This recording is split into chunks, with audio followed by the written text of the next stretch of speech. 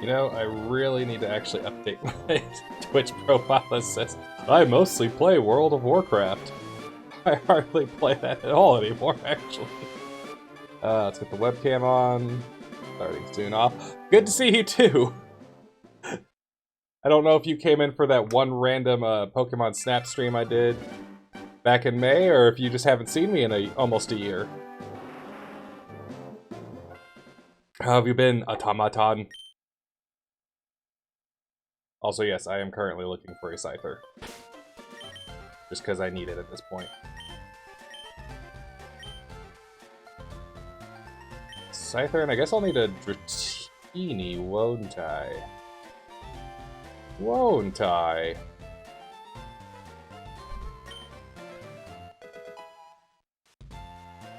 Starting second semester of college, became a streamer. Oh, nice!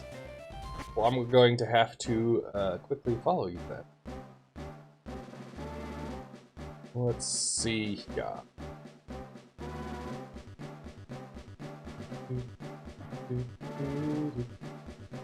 Alright, and then ban? No, I'm kidding. Can I not just click your name and go to your sub? Or go to your channel? Huh.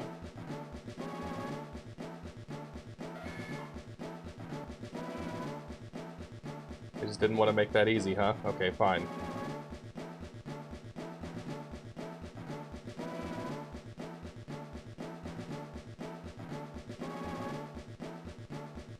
I'm imagining that they're just really lame.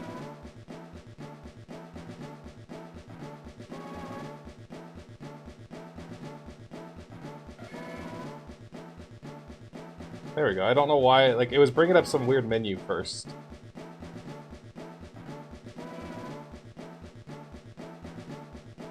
Some knitting, lots of knitting. And your architecture homework, huh?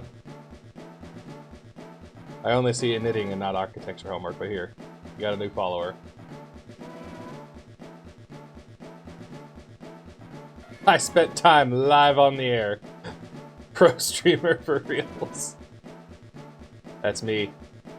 I am the proest streamer you've ever seen. That's why I don't actually have that many many regular viewers, because I'm so pro people can't handle it. Fair enough. Well, I guess I don't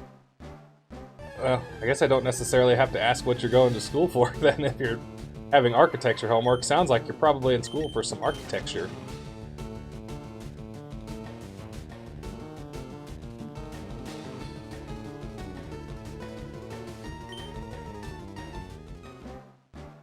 The learning stuff. Realized I had another stream open when starting mine yesterday, and the stream audio got it. Oh yeah. Well, I mean, even when you're used to it, you still like, you definitely make those mistakes a lot more when you're new, but when you get used to it, you still screw that up on a regular basis.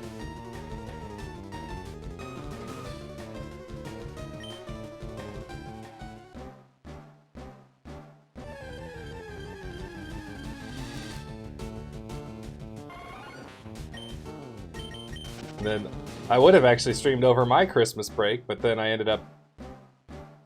Holidays are just a busy time. Like, for that November to December break when you're an adult, that kind of sucks, actually. You, like, have to get everything done. So it was like every single week I had something else going on.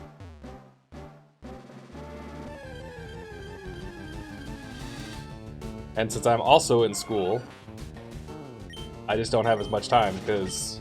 I mean, Christmas break, sure, I wasn't, like, doing any classes, but that just basically led off from having to read between 4 and 6 chapters of something, plus do a bunch of homework assignments, into having to get all the Christmas shopping done, having to visit family. Everybody in my family has their birthday, like, or has a birthday, like, every weekend starting in November. Designing a house in your studio class, though. I would be interested to see that. I don't know much about architecture other than a lot of it is aesthetically pleasing.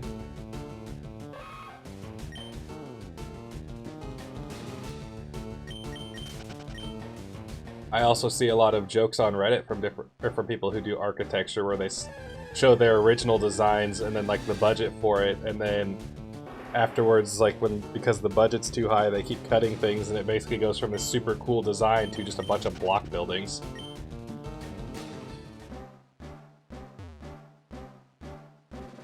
Nice!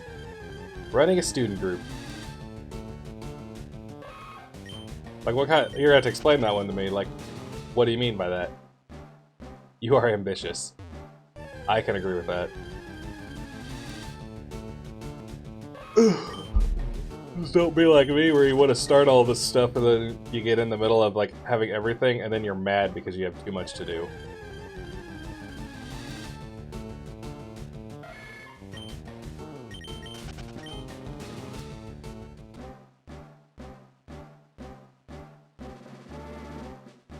Oh, nice.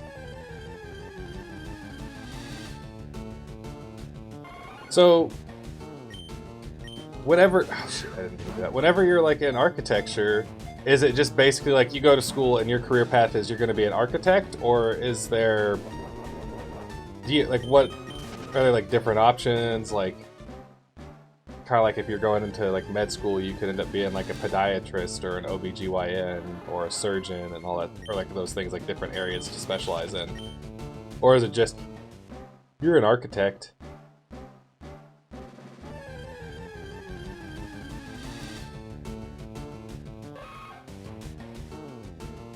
Recruiting the professors.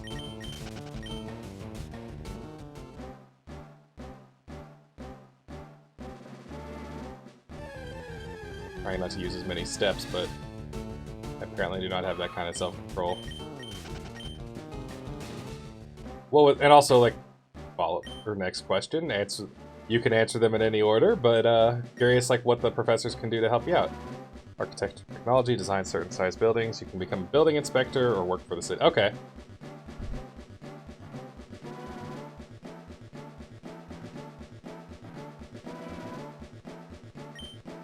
Certain sized. I guess that means like you wouldn't be designing the next big skyscraper to go up in New York City or something like that, or although I guess I doubt they're probably going to be building. Well, I mean, I guess there's no reason why they wouldn't, but it seems more likely that skyscrapers are getting built in developing countries.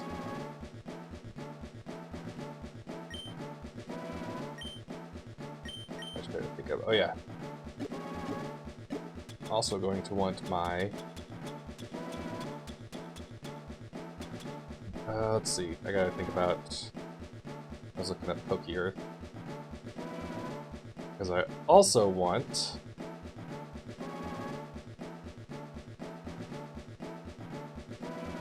Separate Zone.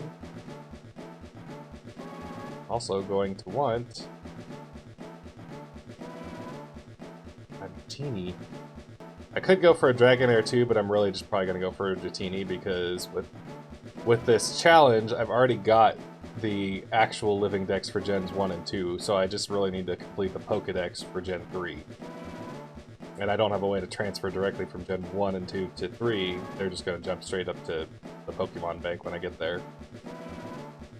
That's super rad.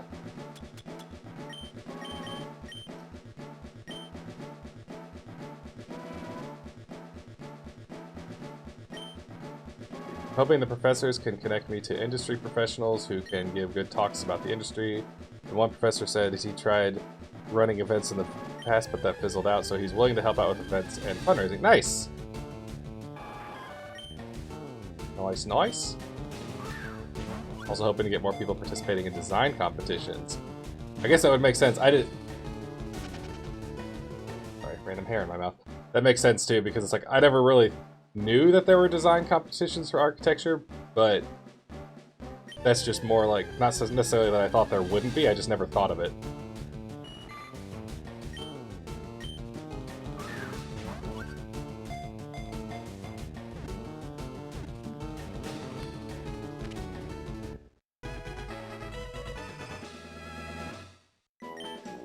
I mean, I believe it.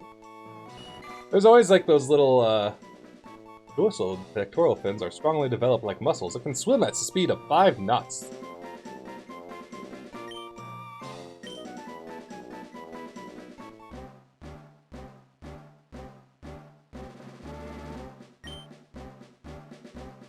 kind of, it's just, I didn't know because I never had a reason to think about it. Architecture, as far as I've been concerned most of my life, is that stuff looks neat.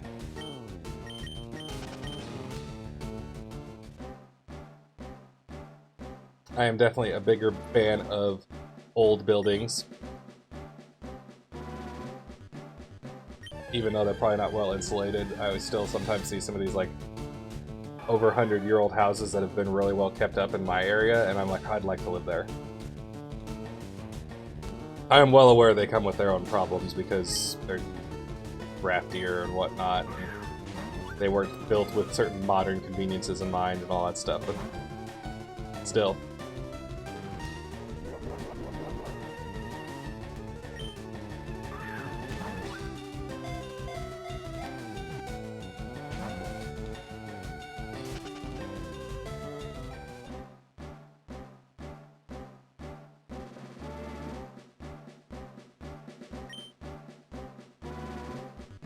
Other way people think of buildings generally is about whether or not the space works for them or not.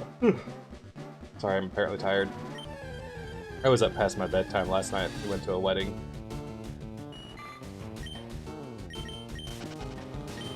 Try to make sure I understand what you just said.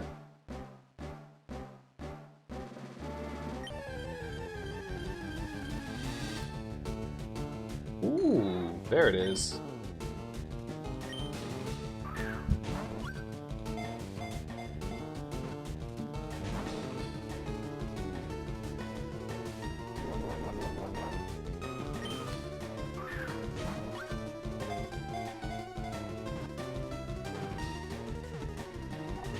Like a room's big enough, or the room's arranged in a way that...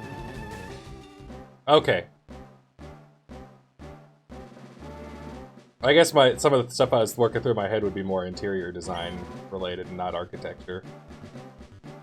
Yeah.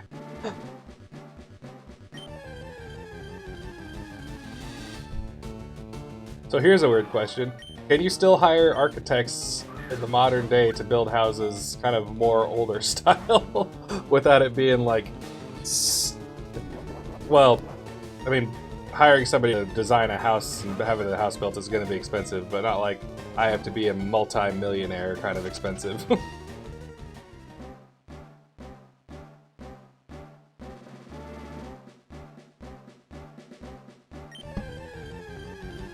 Let's see here.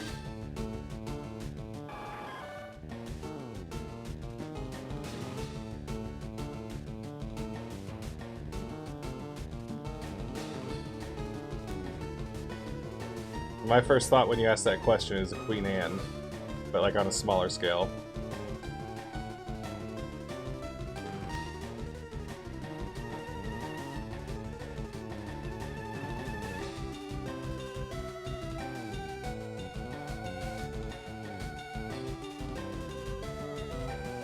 Like this stuff. Not necessarily that large.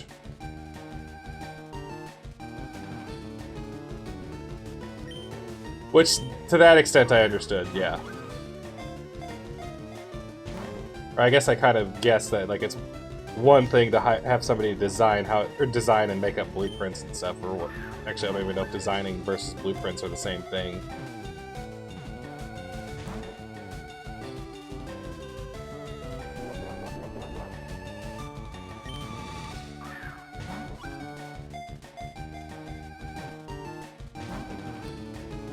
Because, like, my wife and I, we love that shit. We don't want something that big, but, like, that style, like, holy crap. I'm just, like, not having any luck with this today either.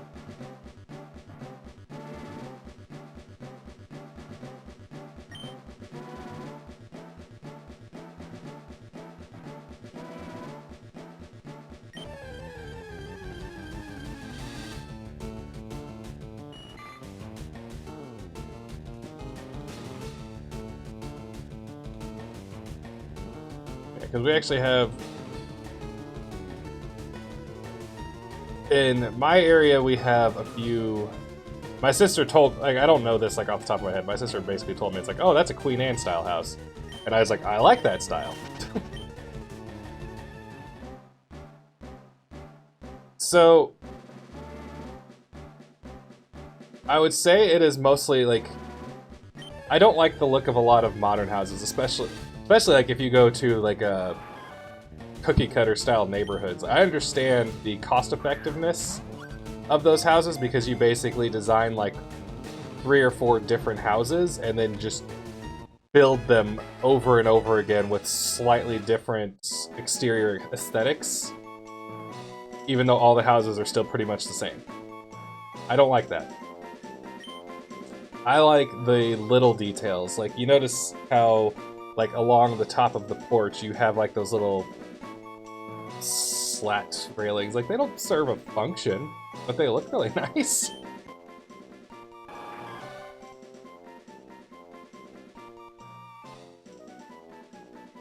Or like the detail on the posts and stuff that's holding up everything, like their balcony and everything.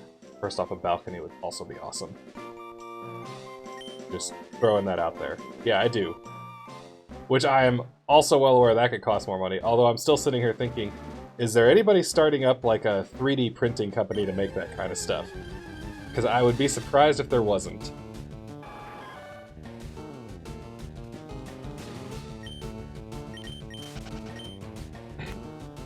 Pretty sure they can 3D print using wood pulp, and once it's painted, I don't really care as much.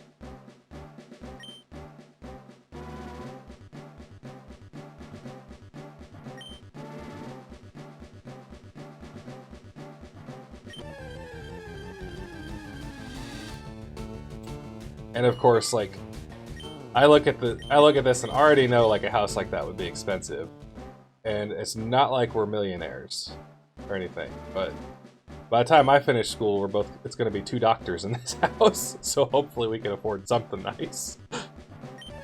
Not MD, by the way.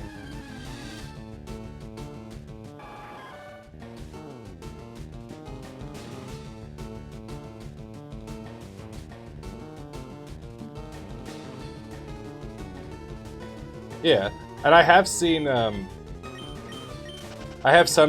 seen some things where it's basically just like literally a steel post inside, and then they just surround it with like a wood facade on the outside.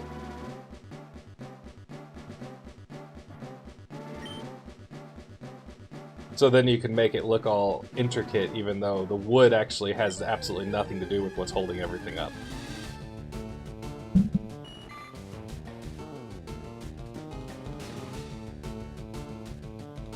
I could see that. Especially since that's a steep fucker. But I'm not necessarily saying, like, this exact house. The bigger thing is more like the wraparound porch. That's cool.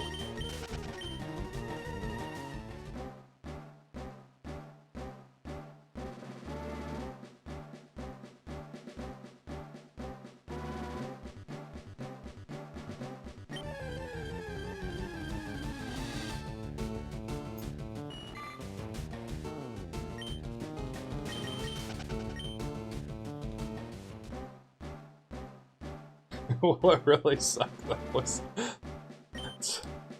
there was actually a nice older house near us that was, I mean, we weren't necessarily looking to buy a house, but at the same time, like, it was a thought in our mind, and it went on the market. This was a couple years ago though.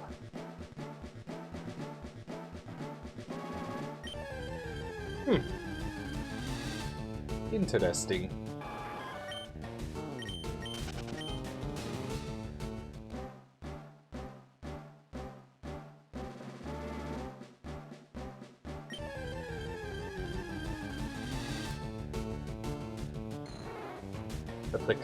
The conical roof, on the other hand.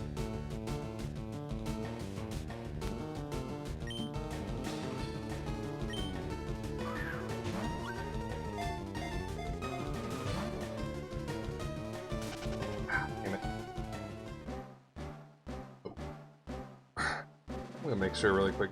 Dragonair doesn't appear more frequently in a different spot, do they? It's 50 this area. Okay, so it is 15% chance of all of them.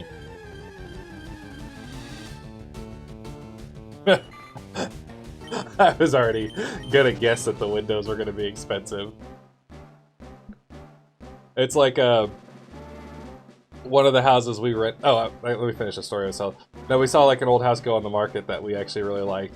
The problem was it was across the street from the alternative school, which I frequently go in and work with kids at.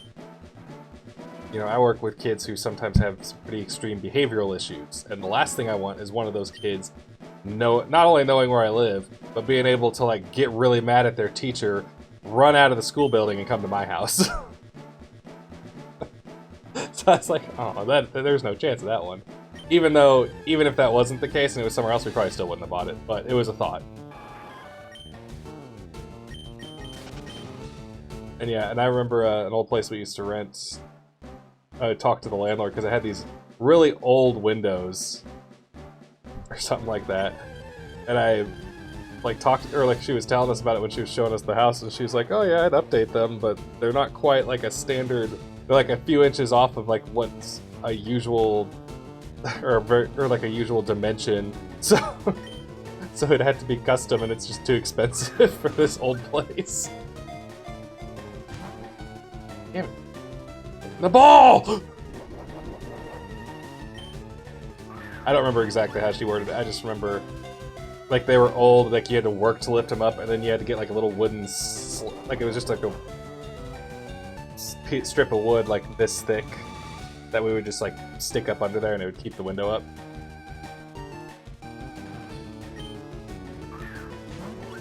I don't remember all that detail. I just remember her explaining that, and I was like, oh, I never even thought about windows being expensive, because we've been renters our whole lives. Well, our families owned houses, but when we lived there, we were not adults enough to question how that process worked.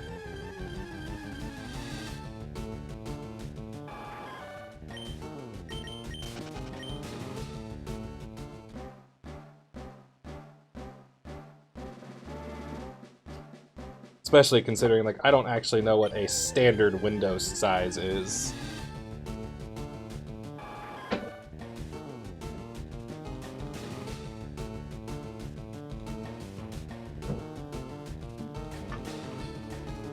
I used to work with construction as a carpenter, so I'm familiar with some of the costs. Oh yeah. Well, certain other details, like I do kind of know. My dad designs and sells like kitchen cabinetry and stuff like that. Basically the whole kitchen. It's not really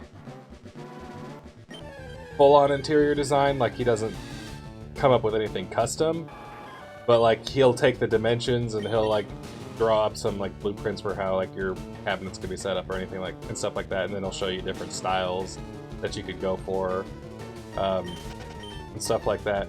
But I remember one time he was hauling over like this custom marble countertop, like with a sink basin built into it. No way in hell that wasn't expensive. But he like was taking it to a job site to install, and then it turns out the people who were supposed to deliver something else, I don't know, I was a kid when this happened, had messed up, so he couldn't install it. But you don't want to leave, he didn't want to just leave it there either, just sitting, waiting. So he brought it home. And then he needed the truck for something else, so he like carefully unloaded it. He had somebody from his work come over and help him unload it and set it on the floor in the garage. And then a friend of mine and I, we were playing basketball in the garage and we didn't know about it. Because I had like a little kid's, like, it was probably about 6 foot high basketball hoop. And we were just playing. And I'd like, you know, threw the ball, missed, went to catch it, basically landed hard on that, or landed with my feet hard on that corner of that marble slab and just crunched, broke the edge off. My dad was so mad.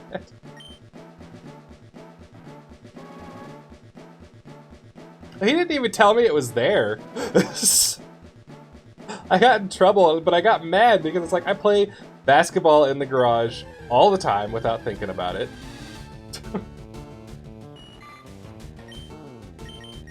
You covered it up with a tarp.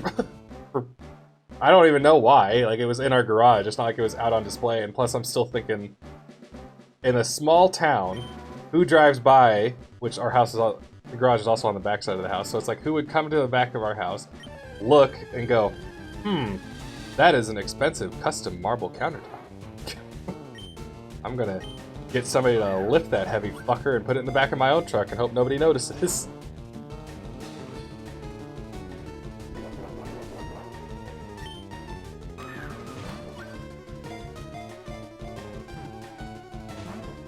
God, what is it with Dratini today?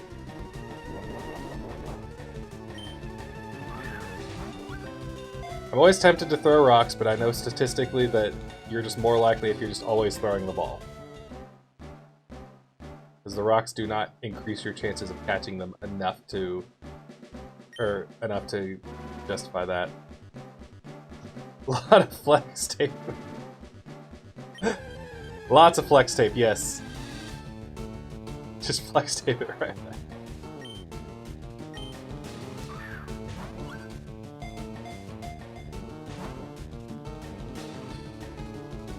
What he should have done was, yeah, he should have like flex taped or did some kind of powerful tape or glue, but then like cover it up with like packing foam or something like that.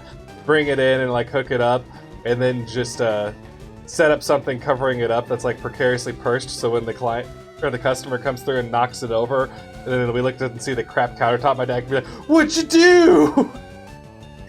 Be like Tommy Boy when he breaks the door off or the hood off. I mean. Wait, no, it was the door, because he had left the car door open, backed up to like get up to the gas pump, and the whole door comes up or bends forward.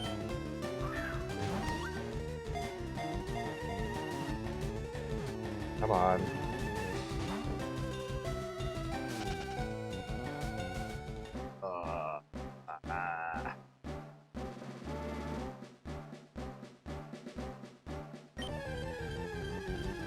I'm gonna burn through all of my Safari balls and get nothing. That's not true. I did get a Goldine and a Sea King, but still. I actually have no idea how much that ended up costing. I just remember getting in trouble for it.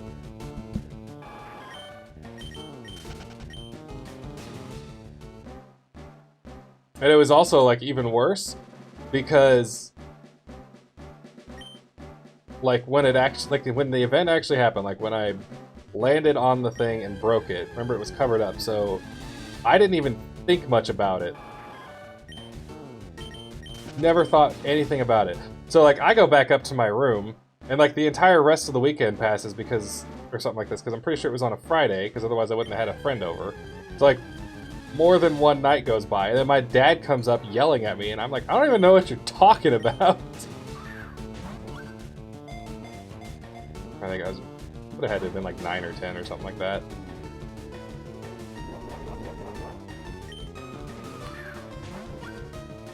Oh, parents getting mad at kids for things they don't know they're not supposed to do.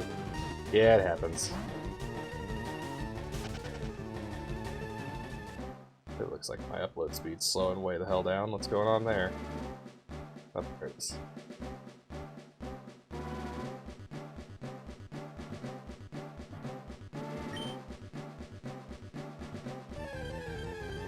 I think what I'll do is I'll alternate. I'll fish for some... Oh! There's your razor if I could catch it!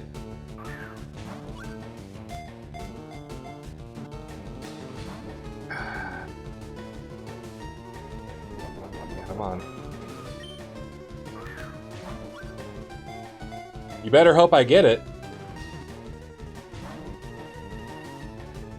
I went through like 7 of these yesterday before I had to stop streaming. Or not yesterday, it was 2 days ago.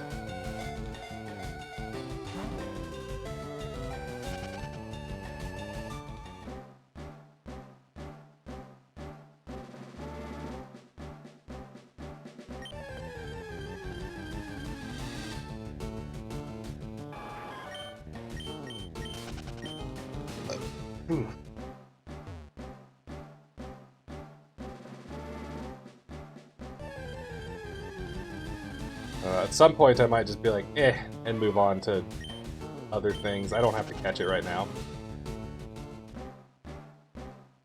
I hate whoever just... Well, the Safari's... Also, hi Link, welcome back. The Safari Zone could have been a good concept if these throwing rock or throwing bait had a significant effect. But as it is designed, and by all the numbers, it is more efficient to just throw the ball every single time, and that's just kind of boring. Or you are statistically more likely to have success in the Safari Zone just throwing a ball every time without even thinking about it.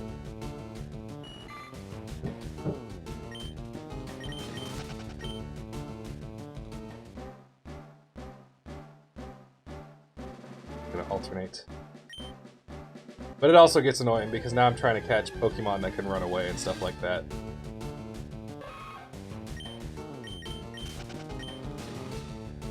And maybe it would be better if I had like some kind of visual understanding of like what was happening. So like, which game limitations I understand, but like I throw a rock and I see some sign that they are getting really pissed off, and like maybe like the sprite turns redder, and the closer to red it gets, the more likely it is to run, and red just represents it's pissed.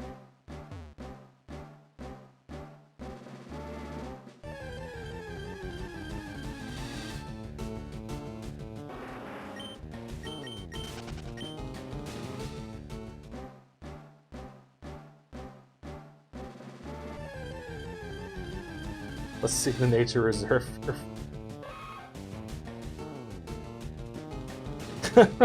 A nature reserve for rare Pokemon because they're endangered, and I still get to come hunt them.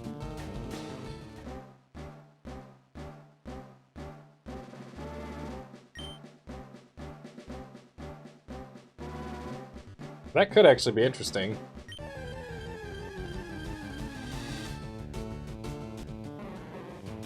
Oh. I don't actually have a Psyduck either, apparently. I may as well get one now.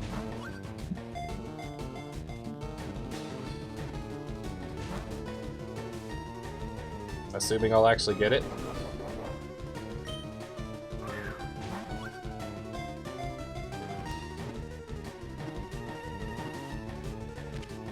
Well, I guess that's as good of an ending as either, because what I was really worried about was that I was going to have, like, a Scyther appear, or a Dratini that I'm trying to get, and have exactly one Safari Ball left, and it just instant escapes from it. Or even worse, it shakes 3 times and escapes, actually. Constantly racked by a headache. When the headache turns intense, it begins using mysterious powers.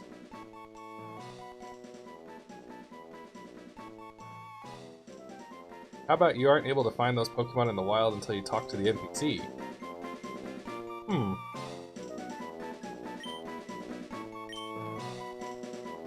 I guess. I like the idea of a story of like where you're looking for specific... That's what I'm hoping to get out of Legends Arceus. Because it seems like you're going to have to do research and stuff. Like you actually go out and catch extras of certain types of Pokemon for comparative research and all that stuff. It's not just a matter of completing the Pokedex. National Geographic Pokemon Adventure where you have Professors Robert Irwin and David Attenborough. Yes.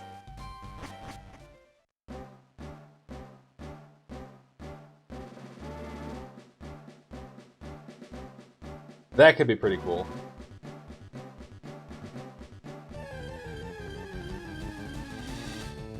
Here we see the wild Tauros in its natural habitat.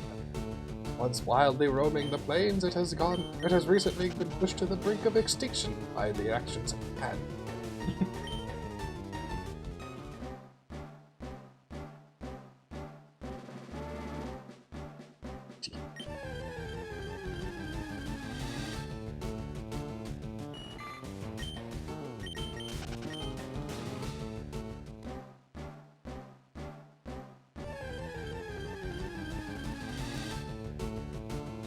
Yeah, since level doesn't matter, eventually I might just be like, I'll come to it, I'll get it later.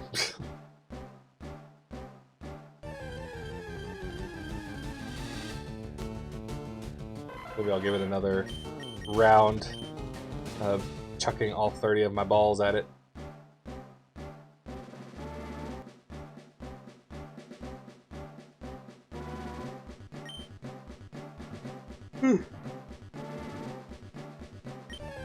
I have a feeling there's going to be some kind of similar concept in Legends, though. Probably would get a lot more people into it than, like, the equivalent of magic dogfighting.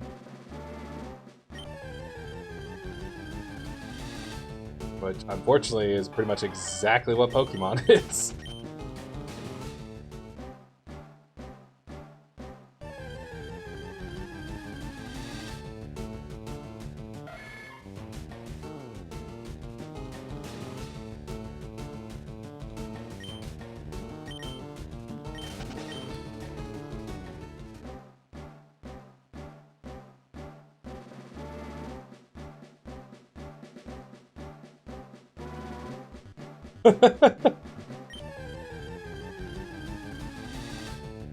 Except some of that plastic waste is Pokemon.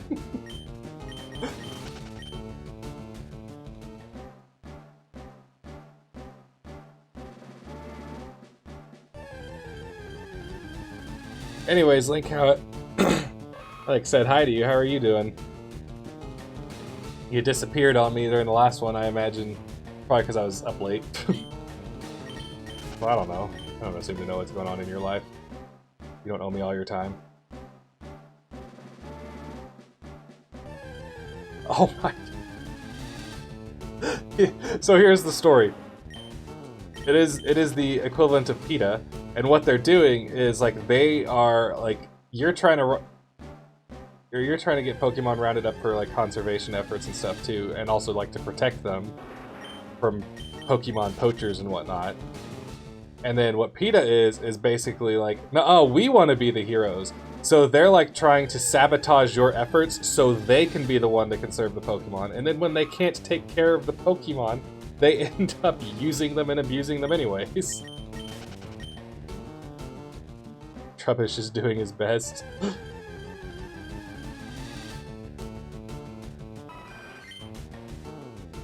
Do I want another Chansey? I don't really need one.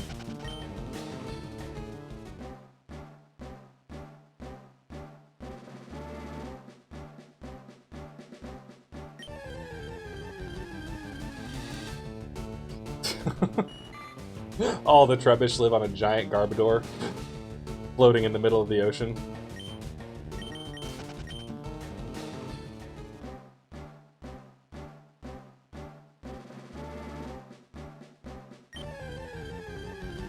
That could be pretty funny. The PETA equivalent is just... they're wanting to be seen as the hero, and then they're just causing even more trouble and damage.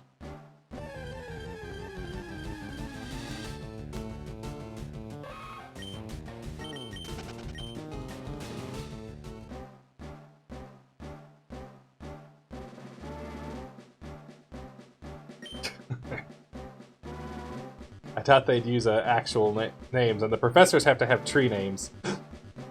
Hey, you can't love her, that's my wife. Okay, everybody loves my wife more than me, including me.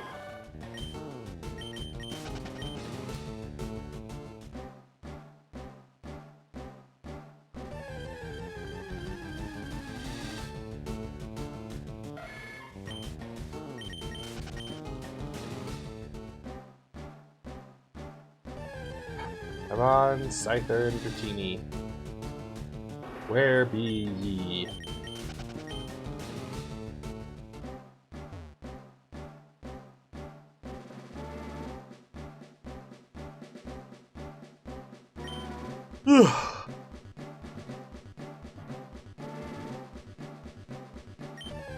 Oh.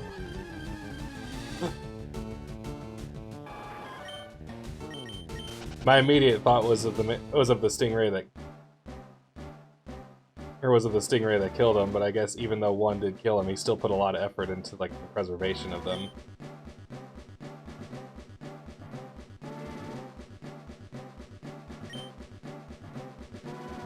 You think you've become addicted to Monster Hunter again? I don't think I've ever even played that game, actually. Actually, I don't know why I said I don't think. I know I haven't played it.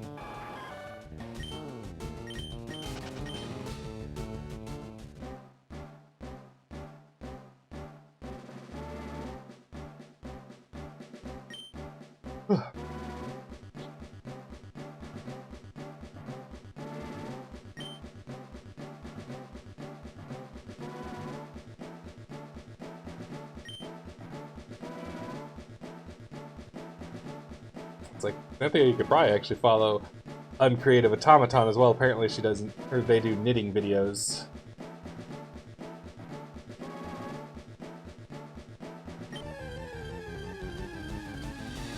I have not taken the time to watch any yet because I didn't know that until after I'd started streaming.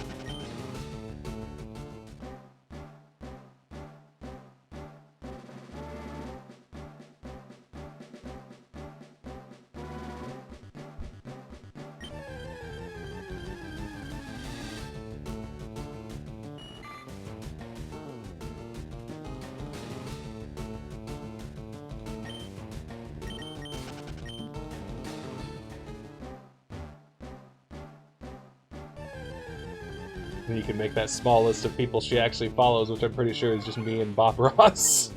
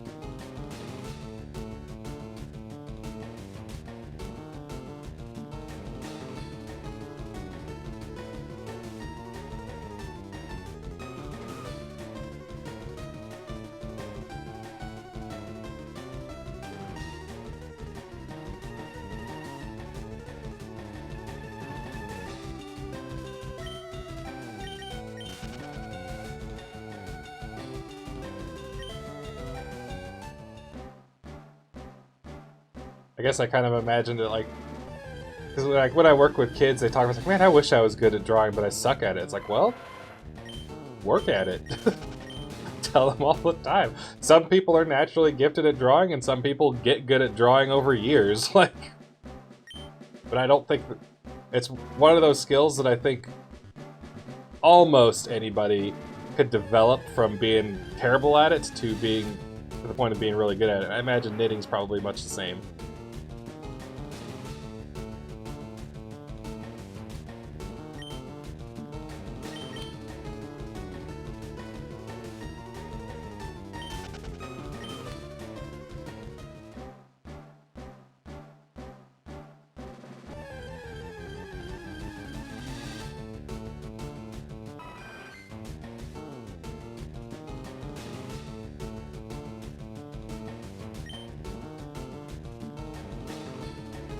I like how I'm getting all these extra rare chances, but not the one thing I'm going for. I'm gonna throw a ball at it anyway.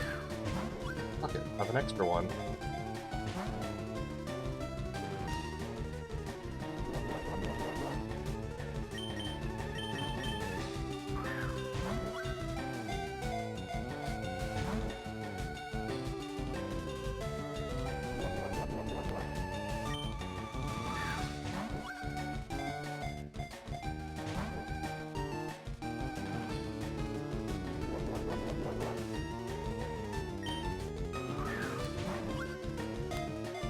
Sometimes you come spec with a lot of points and a skill, sometimes you have to grind those levels. Yep, pretty much. I'd be willing to bet, like, well, I mean, I know. There's some skills, like, I gave up on the chance. I was wasting too many safari balls on it. Like, there's obviously some skills that, like, I don't know if you can necessarily train to, or, like, practice to. Like, I just don't think I could ever become an expert gymnast. I don't think there's a path that could lead me there. A better gymnast, because I'm not a gymnast at all, I could probably get to the point where I could do some of the stuff, but I ain't about to be like swinging on the poles or whatever it is.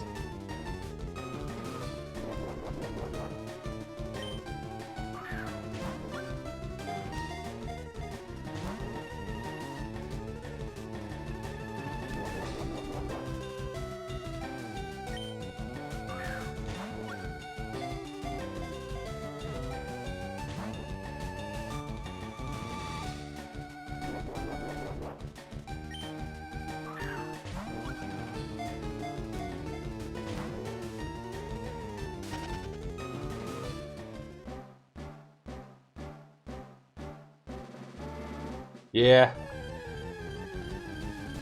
But I think there's significantly more skills that anybody can get good at than just there's no chance unless you have like the natural talent, start young working at it and stuff like. I don't think there's nearly as many of those types of skills as there are the ones like. Because I am a firm believer that anybody can learn to draw, at least to an extent that like it doesn't look like scribbles and stick paper or stick figures.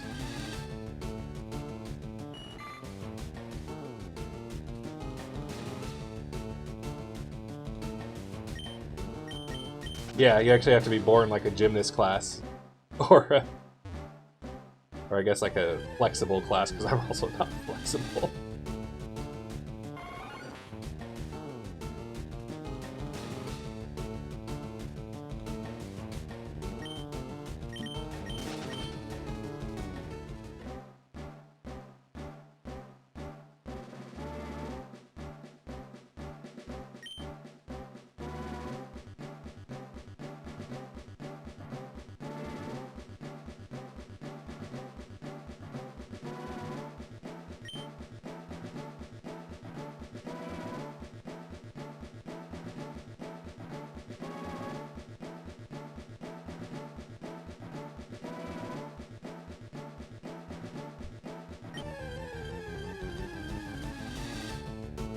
Okay.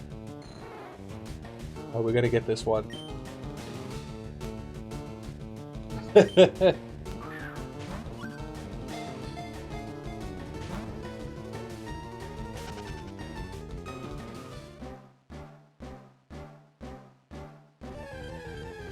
People with ADHD will rule the world.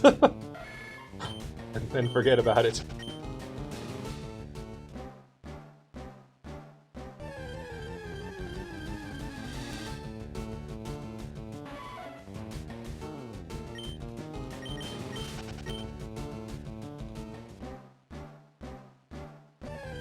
Why my legs won't work well, the void would be all...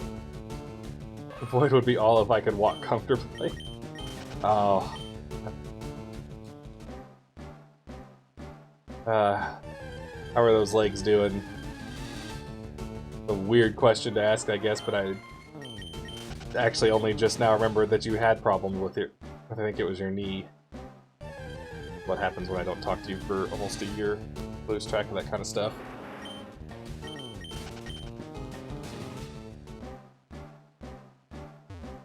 Whew.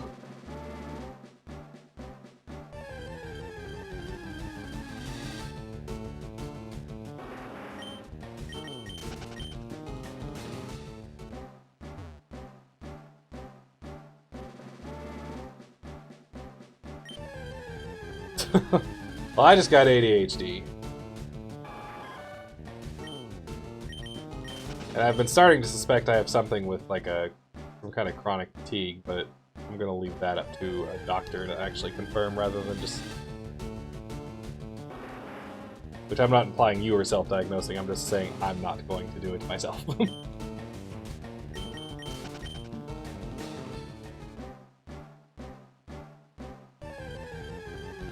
But I get to work with a lot of kids who have those problems.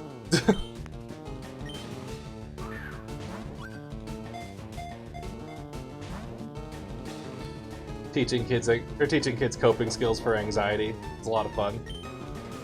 PTSD is one of those kind of bigger things that I usually leave more up to the therapist.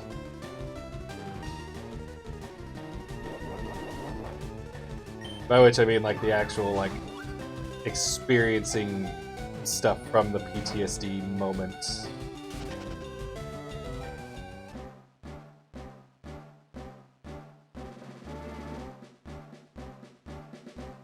Never catched anything.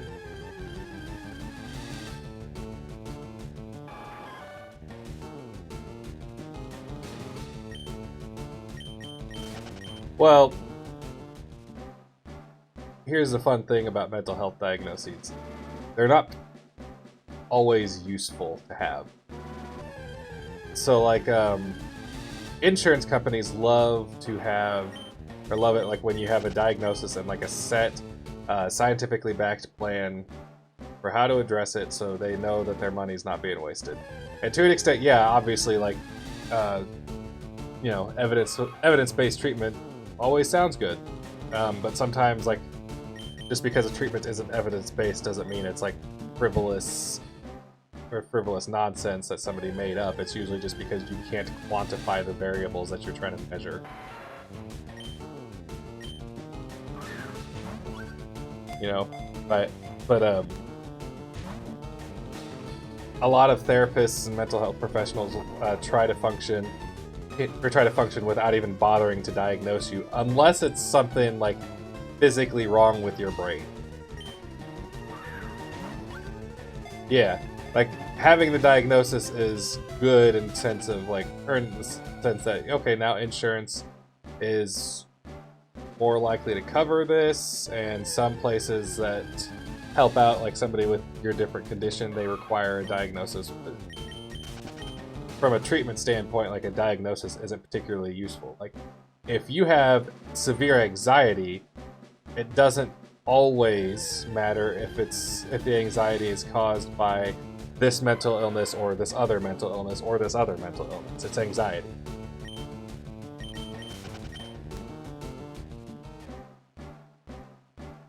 Now, that part's nice.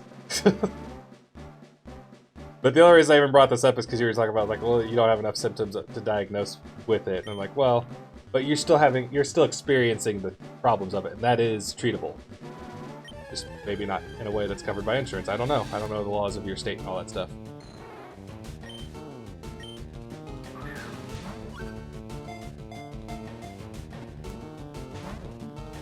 Will one of you just stay in the ball?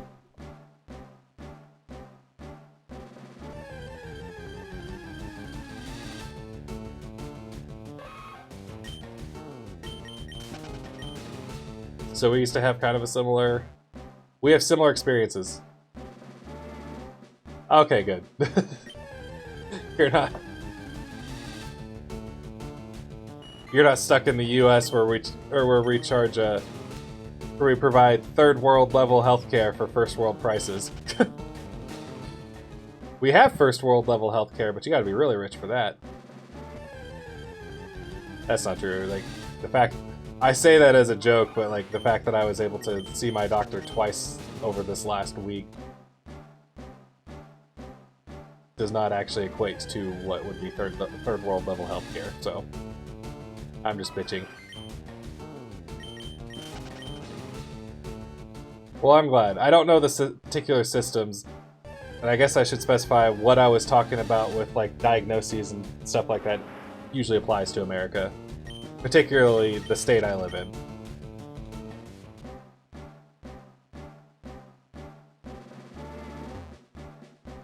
But because I currently work for a community mental health clinic.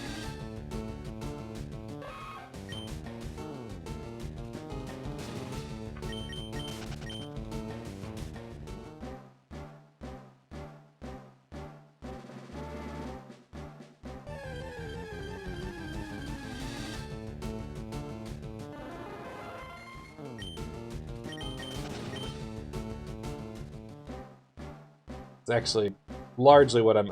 Well, I mean, not largely. It is what I'm in school for. Right now, I'm what's called a case manager, and you know what that means? Great. Most people don't, so I'll explain it. Where I basically teach kids the little coping skills and stuff like that. Okay, good. Never mind then. So yeah, I work with kids ages 8 to 18 for that. I'm going to school to be a therapist. Right now, I'm currently in a master's program, and I do intend to go on to get my PhD. Maybe PsyD, but I have to move further away for those, so unless a new PsyD program opens up in a place that I don't have to like move to Chicago for, or something like that, probably not going to do it. I'll do a PhD instead.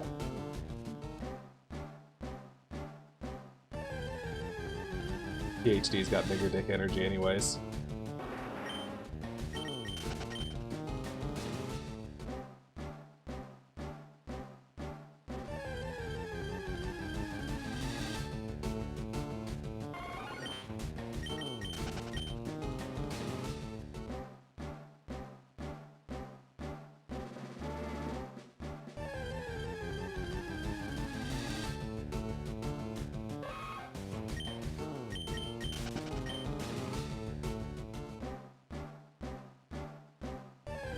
Ah!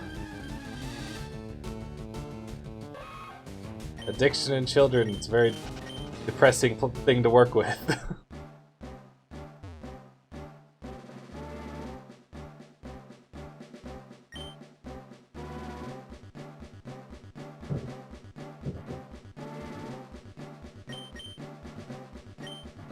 I'm trying to work with a lot of screen addiction too, which I know isn't quite the same thing as like drug addiction and stuff like that, but funny enough we treat it the same, which I do actually take issue with, but a different story.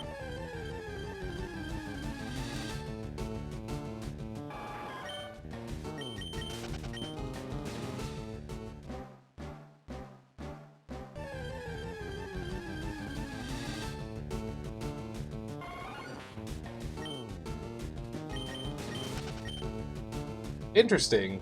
CBT's... I mean, I know it's not the newest thing, but I guess...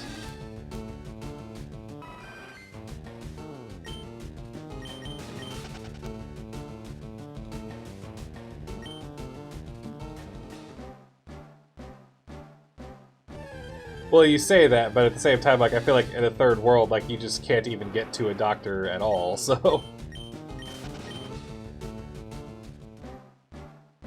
Do you have a problem with it, or is it just that it doesn't work for you personally?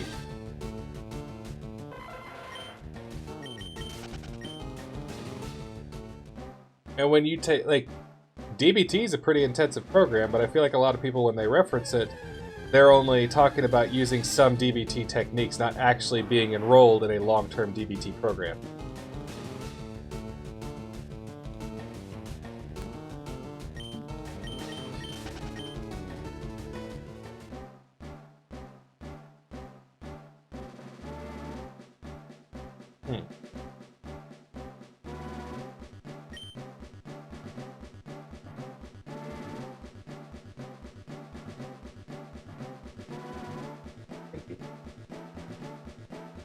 Wife is bringing me tea, but she doesn't like being on camera unplanned.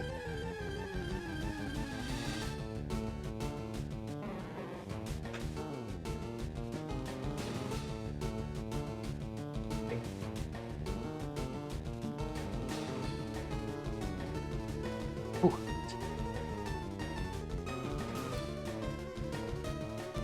See, a lot of what I have to do in my work is actually part of CBT mostly. I do some DBT techniques. And like the reason I went quiet is because I was thinking about that for a minute.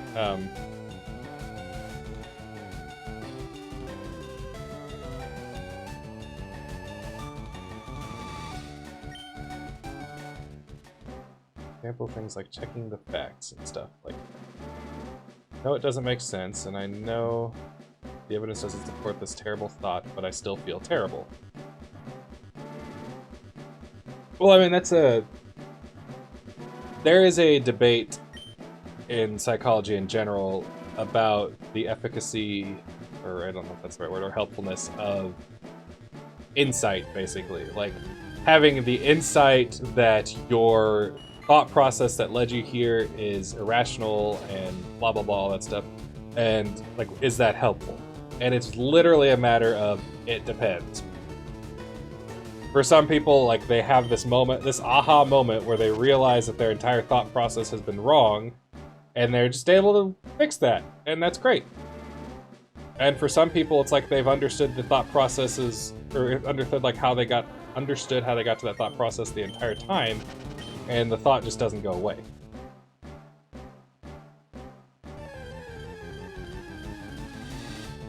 So that's why I was asking, because CBT has been majorly effective for plenty of people, but you're just stuck on, like, you have therapists that specialize in it, but most therapists are supposed to be doing what's called base plus, which is like you have your base. Most therapists out of the last few decades or so has been CBT base. Plus, you have a few other different theories or theoretical orientations that you pull from.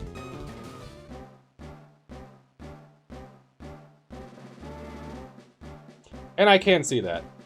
Kind of like, I'm going to self-disclose a little bit more than I probably should. Like when I went to because my current therapist, which he does a lot of, or he's CBT, and for the most part, everything he's been proposing is great, and I think he's been great as a marriage counselor, which clarification, because everybody hears, they're going to marriage counseling, their relationship's trouble. No, but also none of your business. It's like sometimes you go work on things before a problem actually comes up.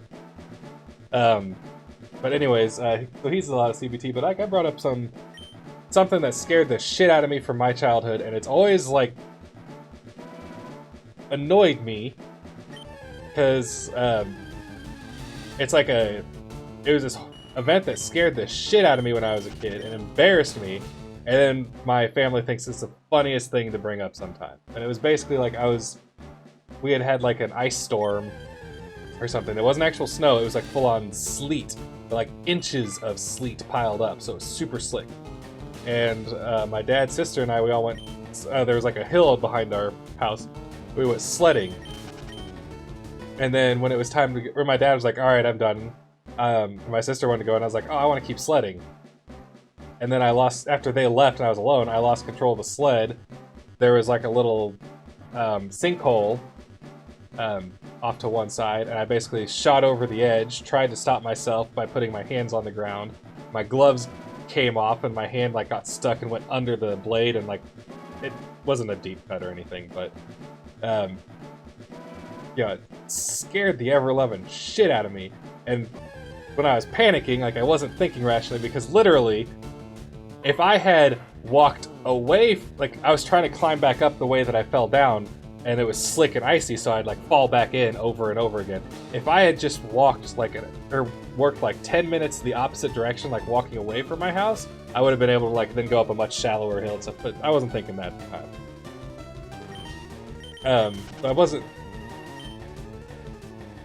It wasn't as dangerous of a situation as I had believed it to be when I was a kid. So I finally climbed my way out of this hole after like forever, and I could hear my parents like calling my name, and I come home like crying and stuff, and they think it's the funniest thing ever. Like, oh, he's so upset about this. I'm like, so now every now and then they bring it up, and it still pisses me off. Like when they bring it up as if it's a funny thing. And then I brought that up to the therapist, and he was like, well, what does that have to do with now? I was like, oh.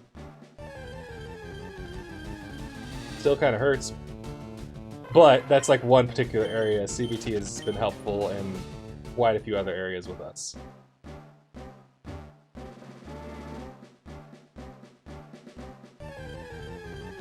And I've done my own work through that one. But that's like an example of like understanding, yes, I can see how sometimes it invalidates the feeling without them intending for that to be the case.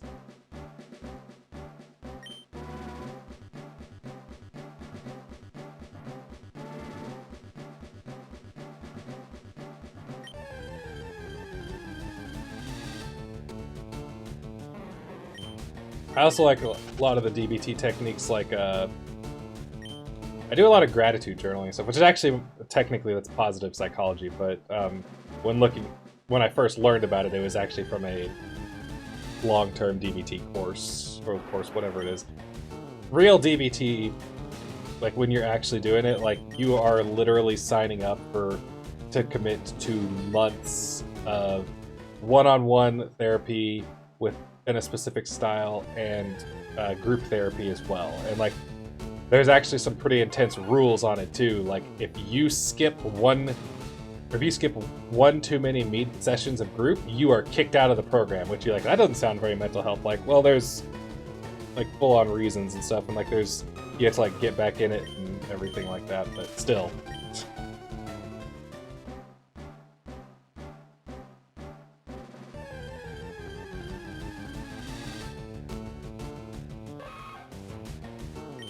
Turned into a mental health stream.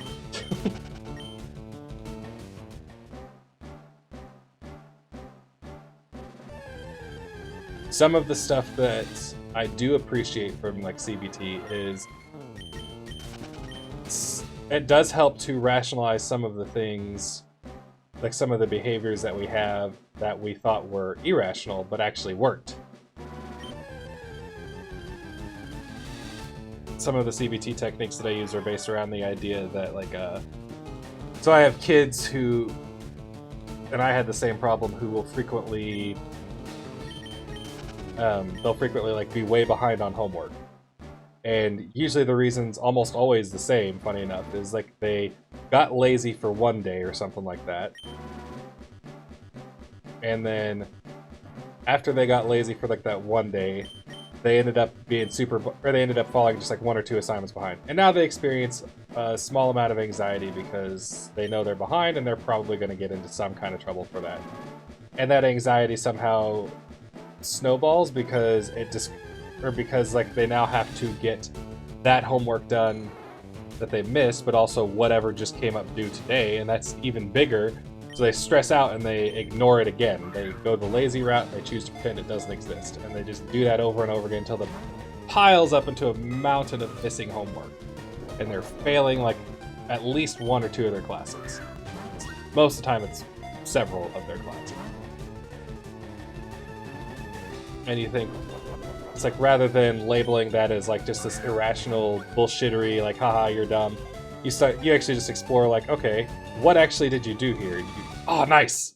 Dratini!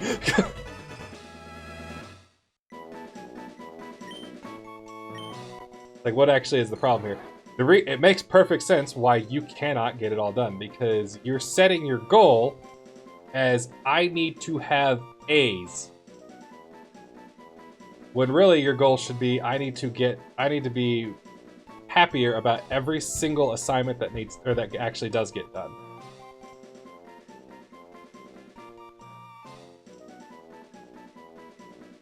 Even the young can exceed 6.5 feet in length. It grows larger by repeatedly shedding its skin. Executive. Oh yeah, right, that sounds like ADHD.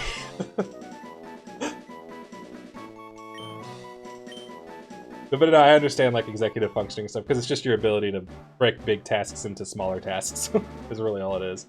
But like that's an area where,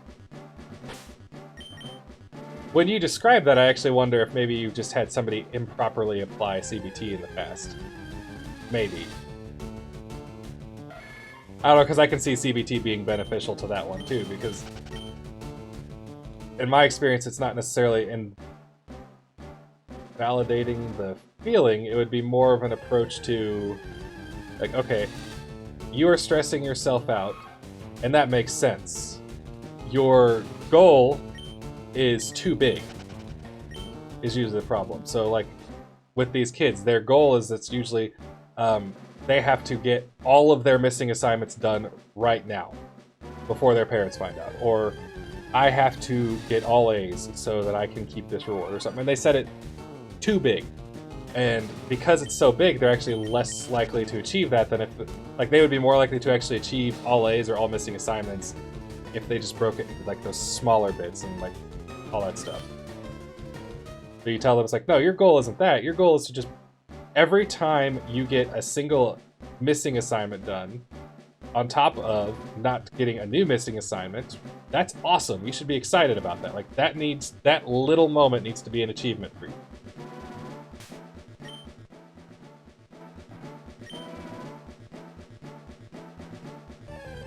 And then that also goes into, like, you know, I never do just CBT, so I'd include like gratitude journaling and like teach them how to be happy, or like recognize like even the little things are good.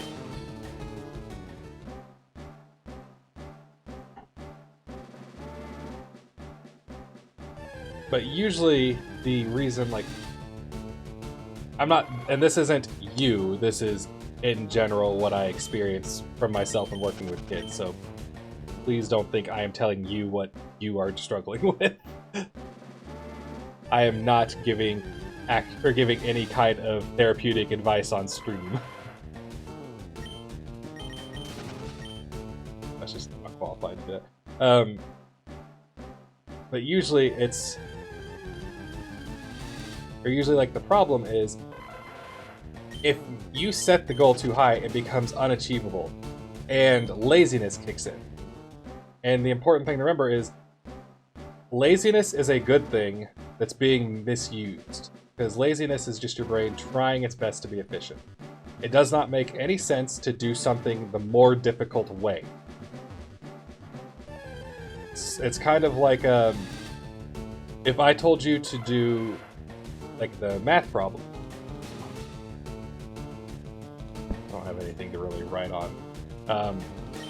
You know how like when you're multiplying... I didn't want to catch that. I'm like trying to do too many things at once. Like when you're doing like, let's say you're doing 409 times 100 or times 300.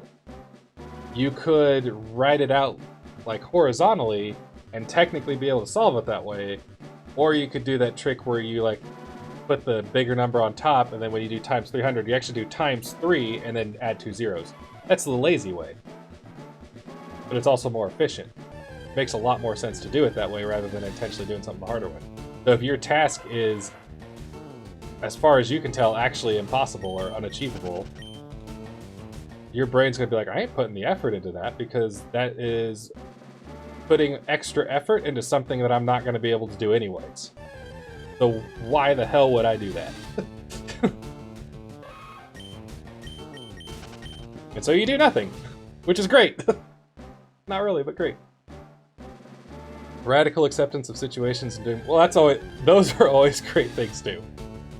I feel like I've just gone on like this whole positive mental health care thing, blah, blah, blah. Which I guess isn't bad. That is something I actually want to do after I get my degree. I kind of want to mimic Dr. K a bit. I don't know if you follow Healthy Gamer GG. Dr. K stuff is fantastic. Yeah. Oh, his stuff is so great. You can catch his live streams and stuff too, but yeah, a lot of his YouTube stuff is fantastic. He actually,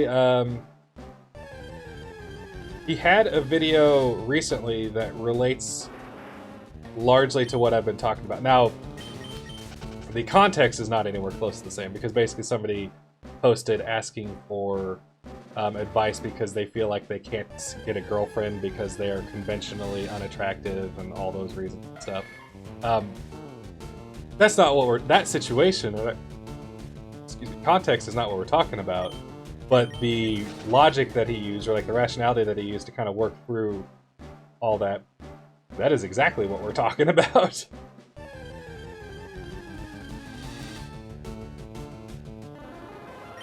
A goal for the year. How do you set your goals for the year? Do you do New Year's resolutions or do you do something else?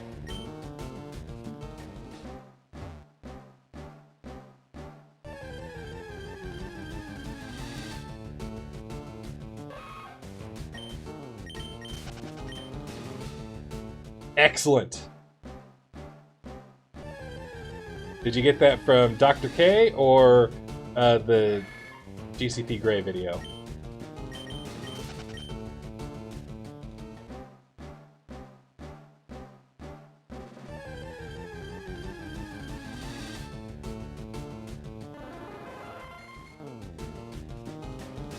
Or CGP, I always get the CG and GC mixed up. The exact reason that I get G and if it has a CG next to it, you'll see me mix it up a lot because I have to, or the acronym for my job is TGC, and then I do a lot of TCGs, trading card games. So it just gets super funny because for some reason, like I flip now, like the result of having to always sort through that is every time like the C and G are next to each other, I get the flip-flop, and I can't remember which one it is. But yes, I know exactly what video you're talking about, because I show that to kids sometimes. And I think it's fantastic. And plus, it's like the reason you fail in regular New Year's resolutions is the exact same thing that we're talking about. You set this goal too big, at some point your brain's like, that's fucking impossible. I ain't doing that. I ain't putting any effort towards that, and you just stop.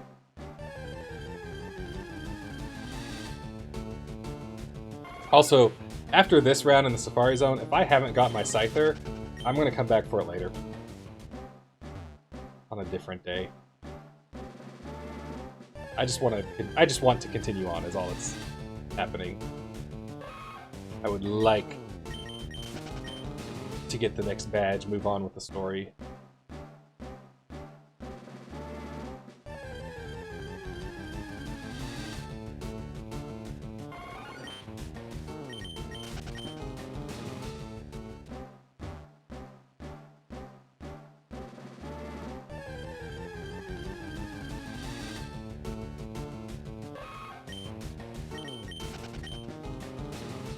But yeah, themes are the way to go.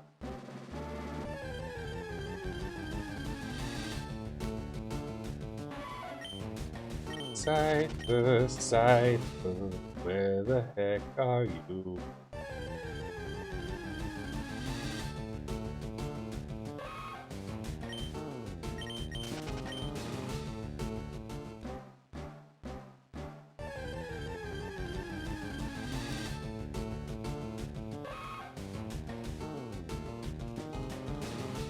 Stinks is my only other Gen 3 option to get a Scyther is from a Cypher Peon.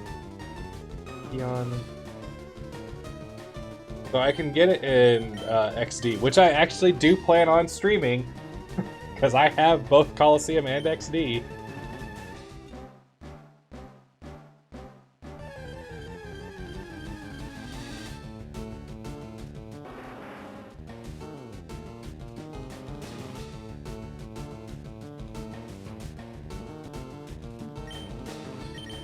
Wonder. Let's see, Sustainable Poke. There we go.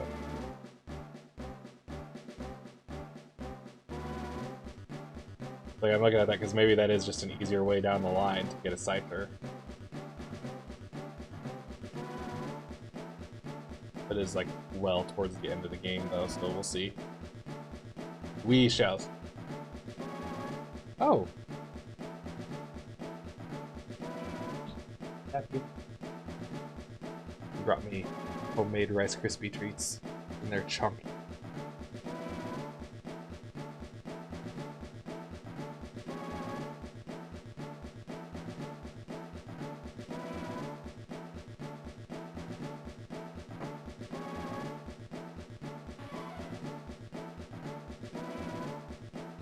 Get yourself somebody who randomly surprises you with tea and Rice Krispies.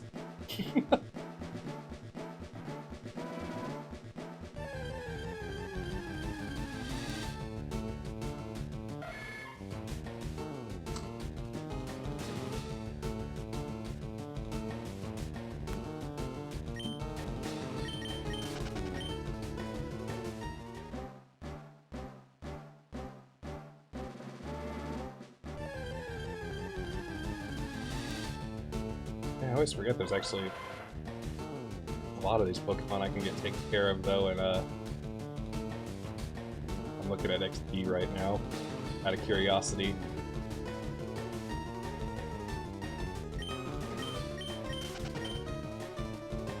I don't know, maybe what I should do is be less concerned with the specifically Gen 1 and 2 Pokemon until after I've made my way through everything, and then just come back for them.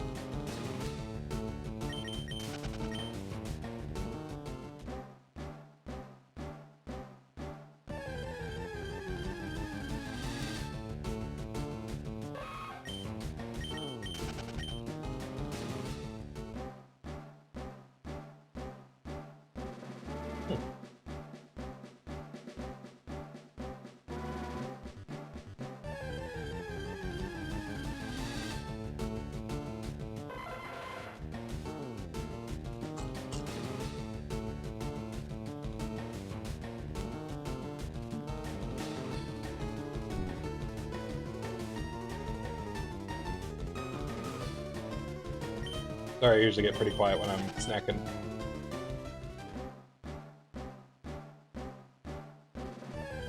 Come on, Scyther. Yeah, I think I'm going to take more of a passive approach with the Gen 1 and 2, because I already have the Living Dex part of those gens completed. I just want the Pokedex entries for all of them on Emerald version when I'm finishing this all up. I'm pretty sure there is no Pokedex on FD.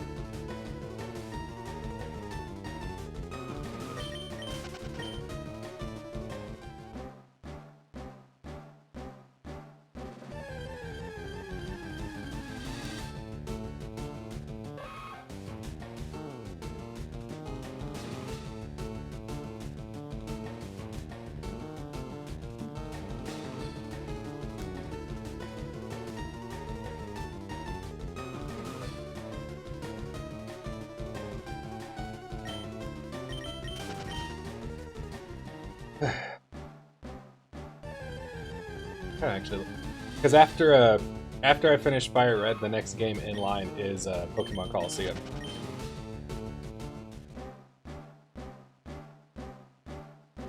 So that'll be a nice change of pace.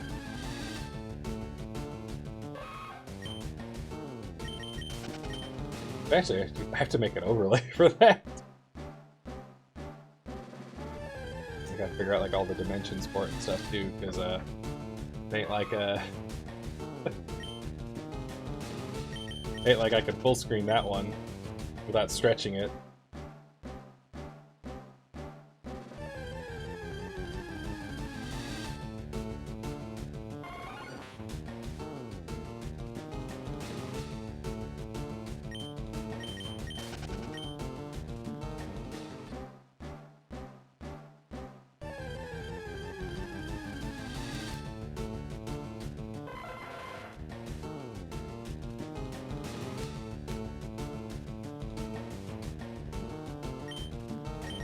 Actually, there is a Pokedex in XD. I wonder if there's like a complete Pokedex, or Pokedex completion in XD. That makes me wonder. XD complete Pokedex. Does anything happen?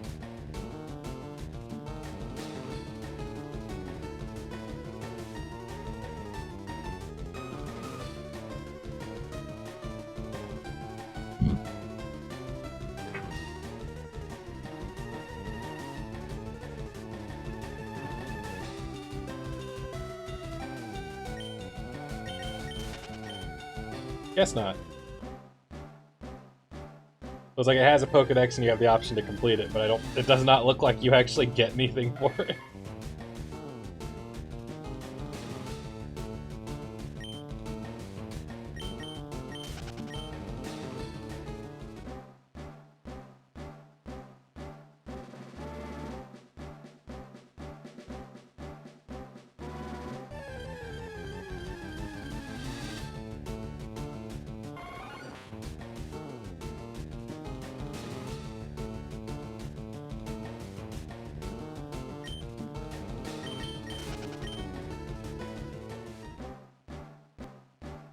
Oh well.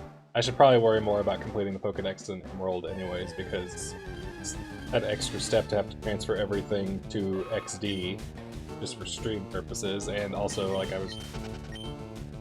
excuse me. If I can get everything on Emerald, well, for the most part on Emerald, it's a lot easier to just transfer on up to Gen 4 when the time comes for that too. Which unfortunately is probably going to have to be a task for off-stream, because I don't want to do stuff off-stream, but I don't have a good way to capture stuff from a regular DS, which is what would be required to transfer from Gen 3 to Gen 4.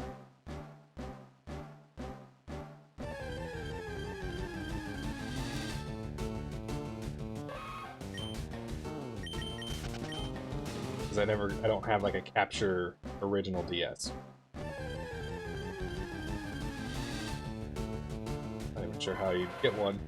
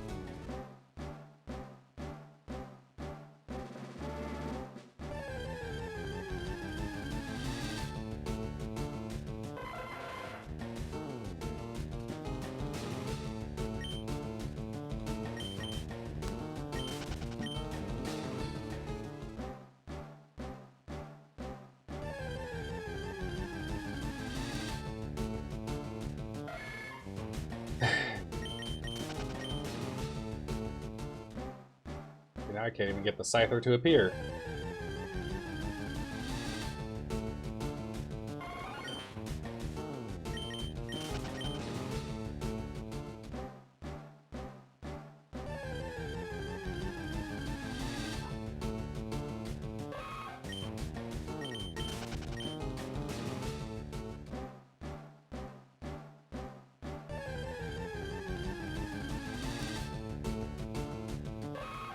Apparently it just wants me to only see Nidoran. Yes, I'm aware that is the most common one to appear, but...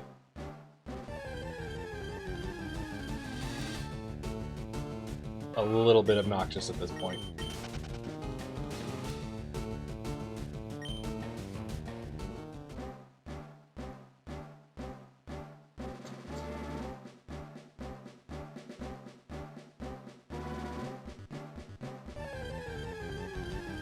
I hope you couldn't hear that.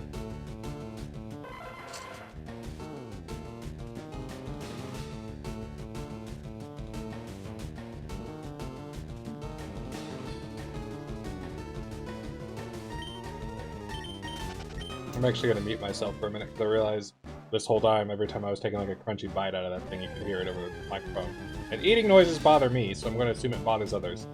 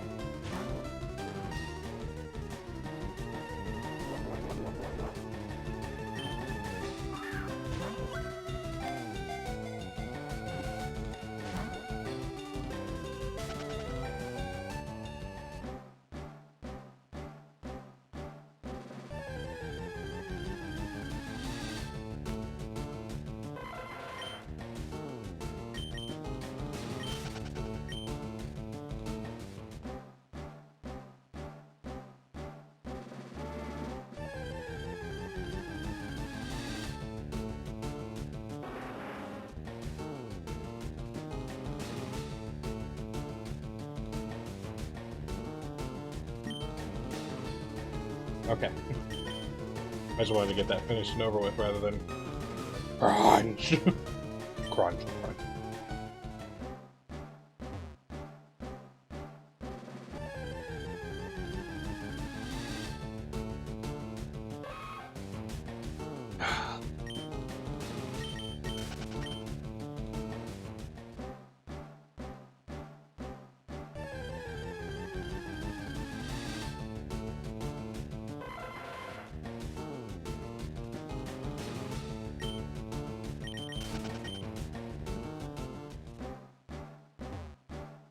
Need to probably pay attention to how many balls I have left too if I'm going to move on after this. I've spent this entire stream in the Safari Zone after 2 specific Pokemon.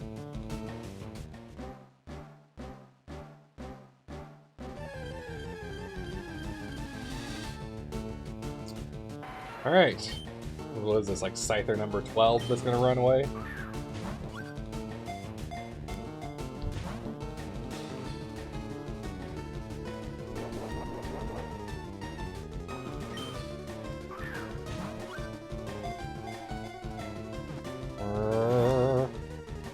Don't worry, it's content. Exactly.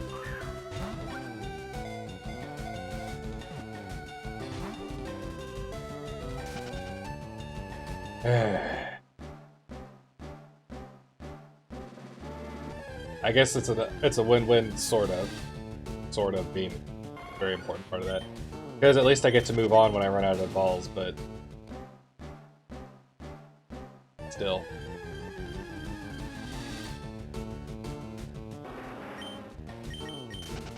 I should probably also go pick up the EXP share, even though I'm not really sure if I plan to use it or not. Ugh.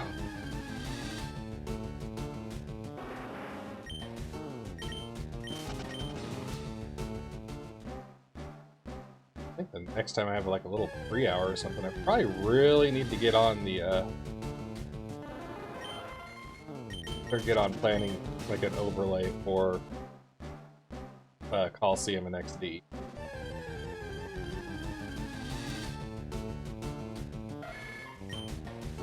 I really would hate to finish this game and then suddenly have to stop and just be like, oh, well, I don't have anything prepared for that. Although I probably wouldn't. I'd probably just have it look really shitty and have throw something together live on stream. Here's the game, here's my webcam.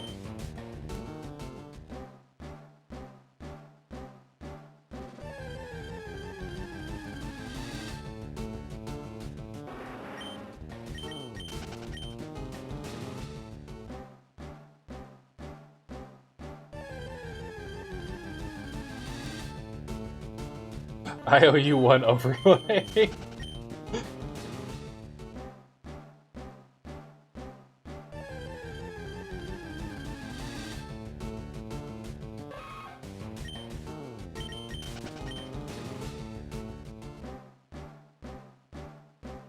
Exactly what it'll be.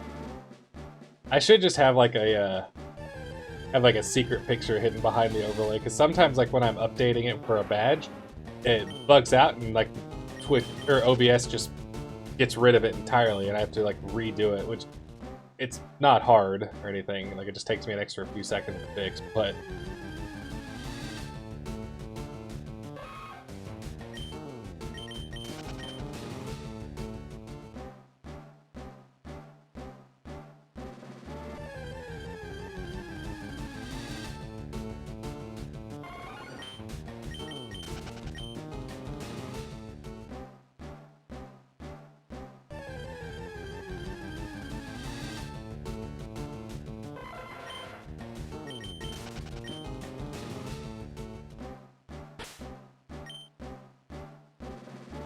walking. I'm trying to do. All I'm trying to do is do like the change direction, not actually walk, because I don't want to use up steps. Precious, valuable steps.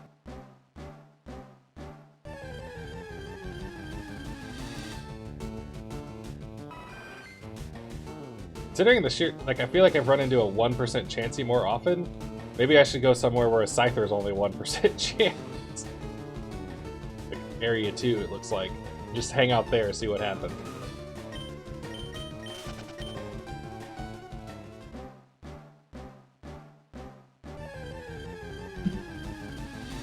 Although when I was there hunting for the Kangaskhan, I never even saw a Scyther, so...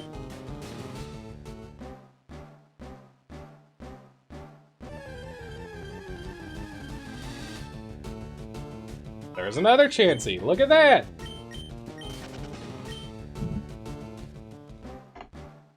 I do love tea. I also don't think I've seen a Paris in a while, which is kind of weird. Okay. Here it is.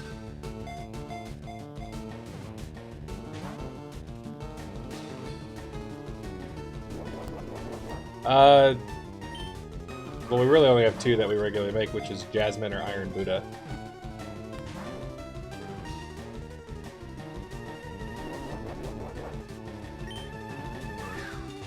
That's just... Those are the main bags of loose leaf that we have open right now.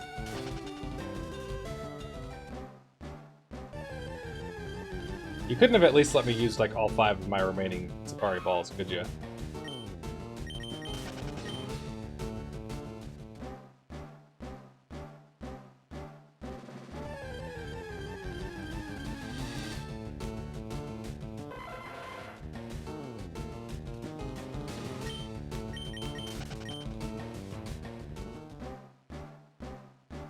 Iron Goddess of Mercy, I don't know that one. I'm sure I could ask my mother-in-law, she'd know. Whoops.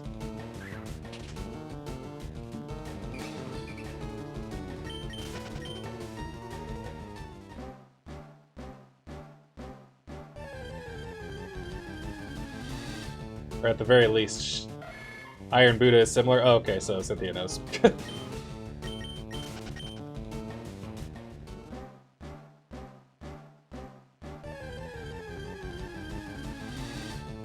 I don't know, RT, like, she brings it back whenever she goes, or whenever she goes to China and stuff like that, so... I don't think I've seen any of our usual bags at the local Asian market.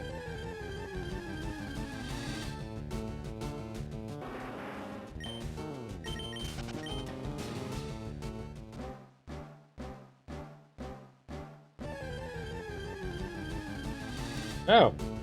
Maybe it's the same tea.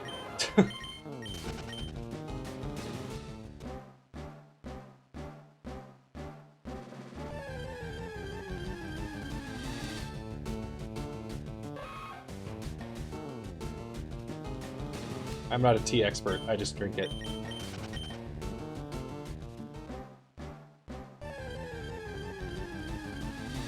I'm a tea connoisseur. I frequent Tivana.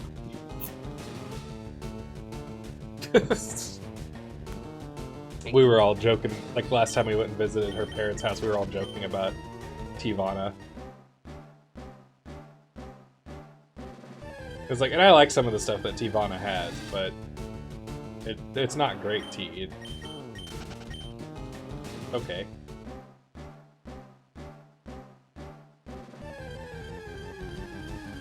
Granted, Tivana got absorbed by Starbucks. I'm pretty sure it doesn't have its own stores anymore, if I remember right.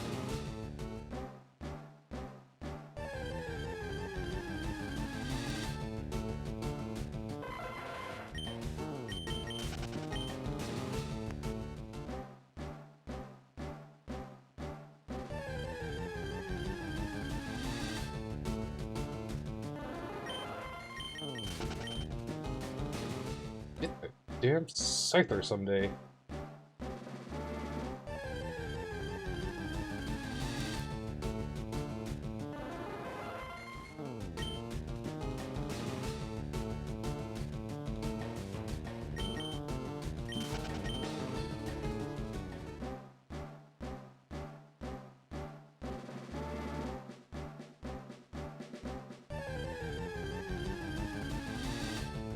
Well, and English translations are usually weird because certain words like are actually just combinations of other words.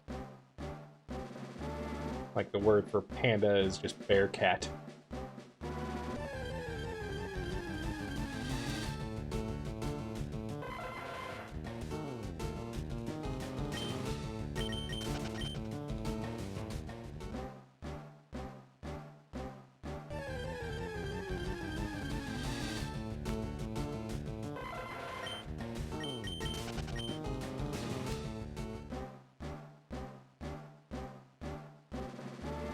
So it can make direct translations extra fun.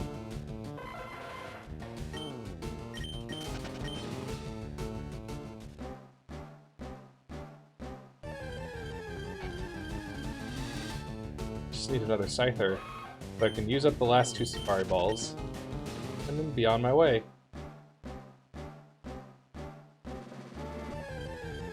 Ours is Yum.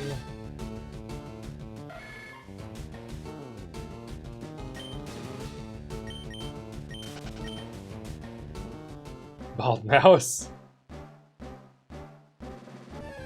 I also know that the word for potato, pomme de terre, is literally just means apple of the earth.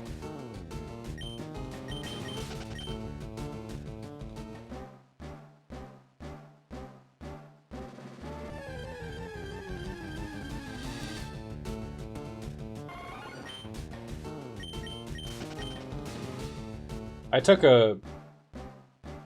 like a high school level French class.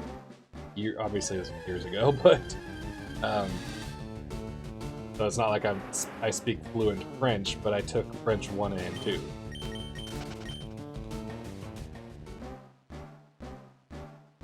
But I remember making that connection like in French 1 where it was like, oh yeah, this is a potato, and I'm like, wait a minute, pomme is apple and terre is like earth, like dirt.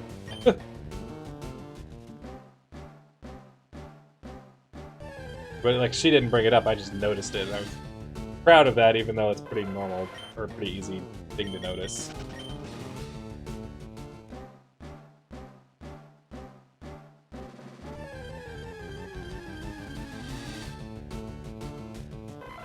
I did not know that cotton candy translated to dad's beard, though.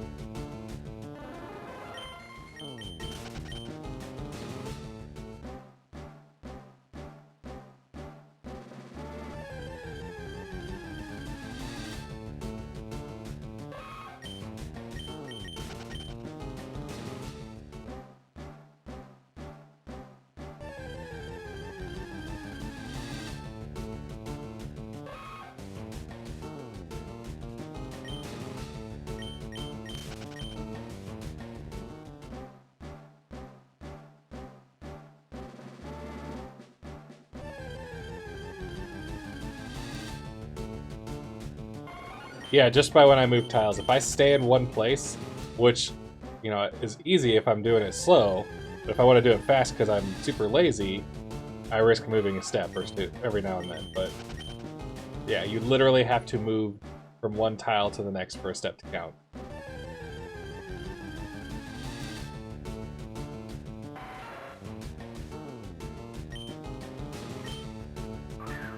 Oh yeah. I forgot about the Dragon's Beard stuff. Alright, here we go. This is the last one. This is the last one.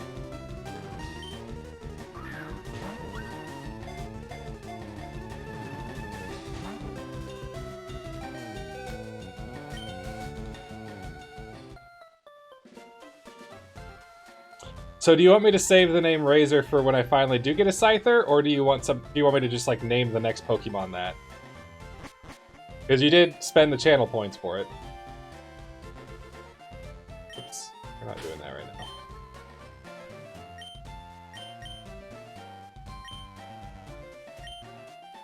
I'm assuming you meant yes, please save it for the Scyther.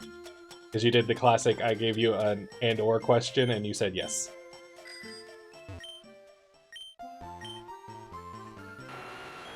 Or an either-or question, I guess.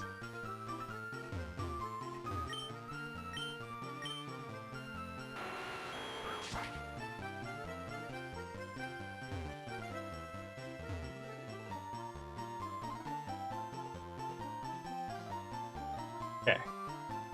So I won't consider that resolved, and you might have to pop in if I eventually catch a Scyther down the road and be like, hey, you promised! You promised! And I'll be like, okay.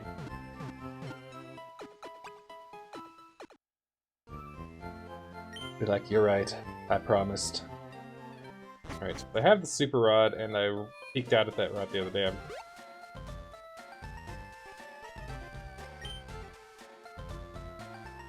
Huh? Did I not change the bicycle? Or did I just use the bicycle and forget to register it?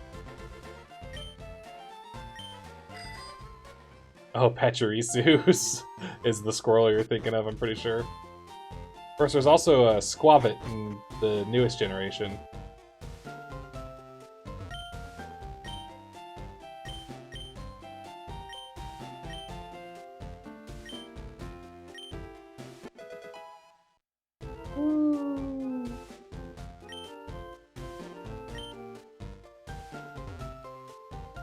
might trade that to just trade that off of this cartridge to the next game and stuff, and just have a bunch of experience shares.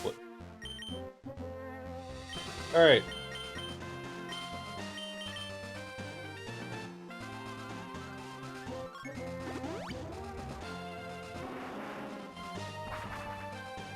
Time to figure out what shenanigans are happening in Saffron.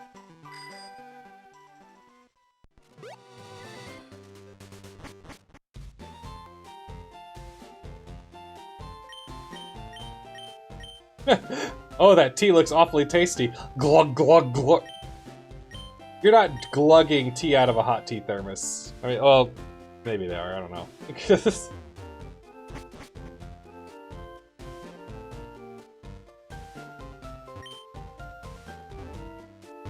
What do I want?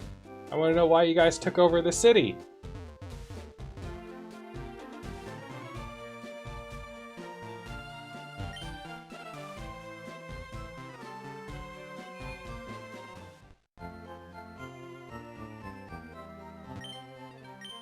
Did I need to buy anything?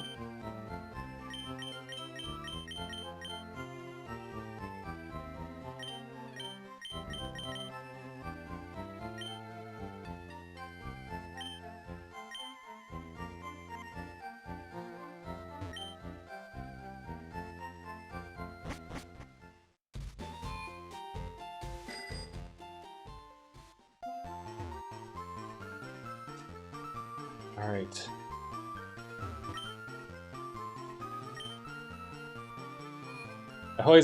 I do always love the bad guys of Pokemon games because they just sit there and basically announce their evil plans for the world. That doesn't quite seem right, but you do you.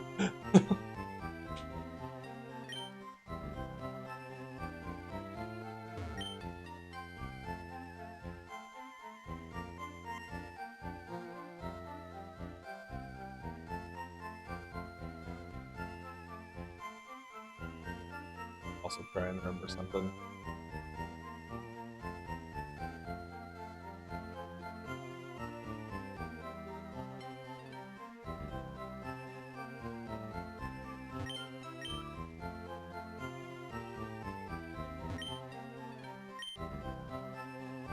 Wait, what did he say about the Elite Four? Oh, well, I guess I kind of wonder, like,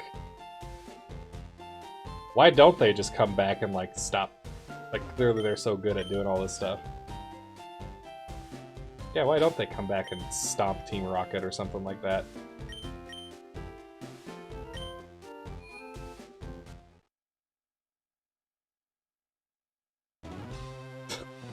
Fair enough. In politics all the time.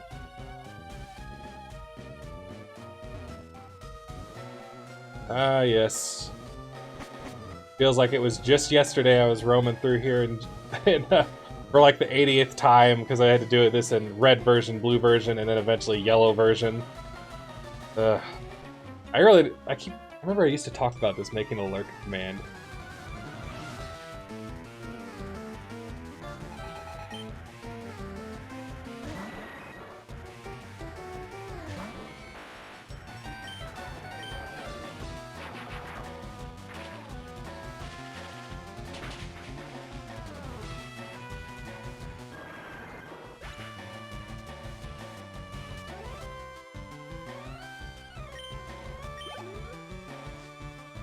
It's just like it's like a signal to the streamer that like, hey, I'm still here, I'm still watching, but I'm also doing other things with my hands and all that stuff, so I'm not going to be typing or interacting all that much.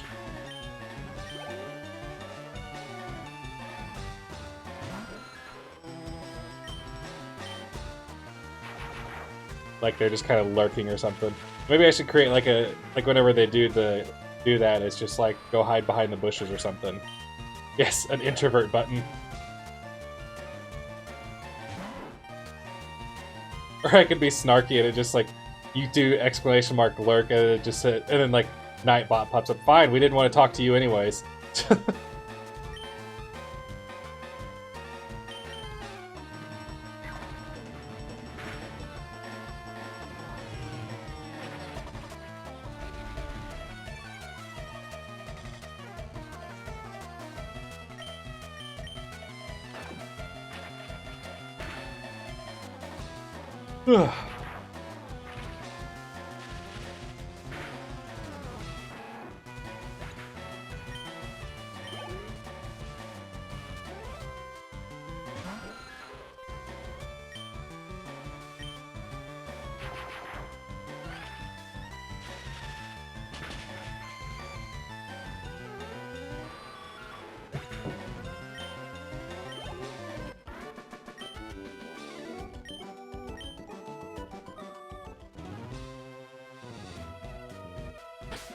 Must beat all of them.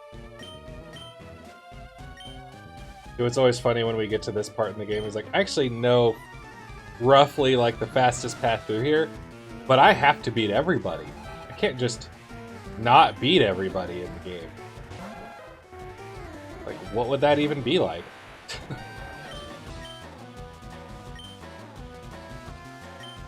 I was gonna say maybe I could keep its bone club away, but might not be the best plan.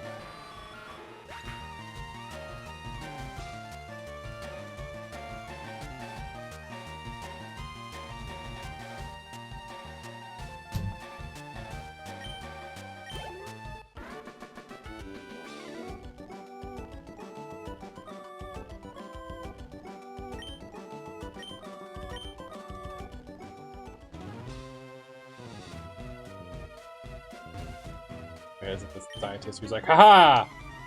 Tricked you!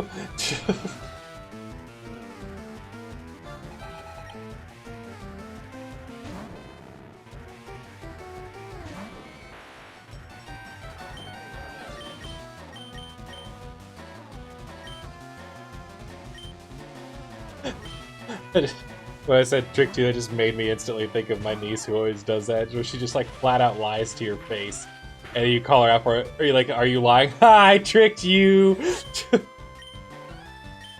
then you get annoyed because she'll be like, I have to go poop. And then you take her in there and it's just like, you like go through the whole trouble of stopping everything you're doing to get her to the bathroom. Ha, I tricked you! I will smack you, child.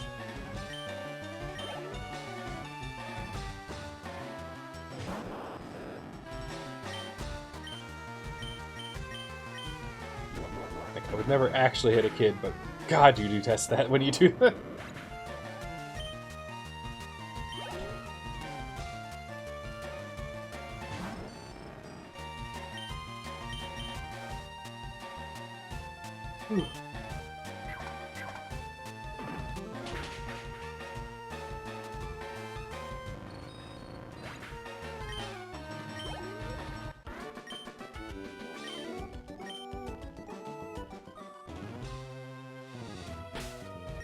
Alright.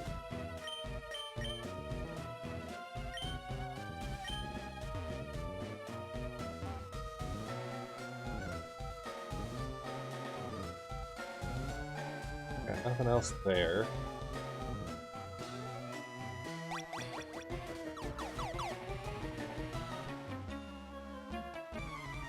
All these scientists who betrayed their scientific field of their field for money.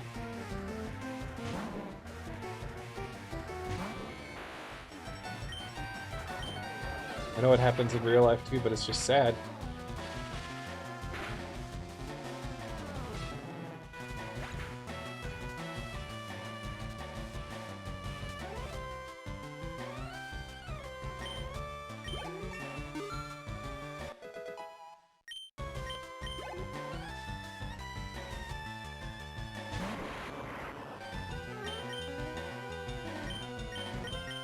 God, I really need to get Earthquake. Actually, doesn't Earthquake come from this building? Could be wrong, but I think I get the TM for Earthquake here.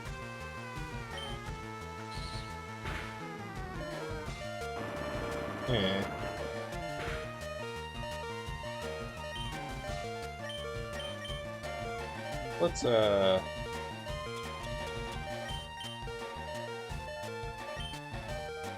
not find out the hard way whether or not I can survive another hit.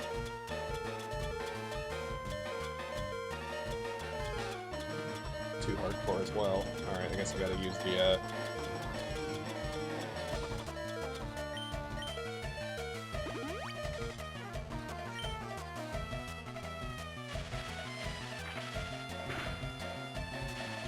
Oh, that's gonna be even more annoying.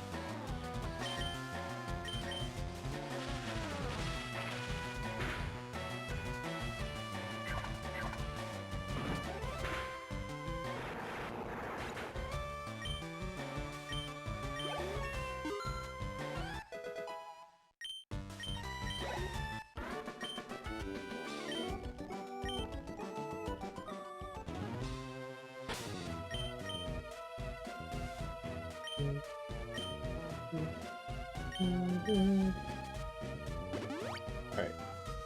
Got paralyzed heal too, right? Yes, just one though, so I gotta be extra careful about that.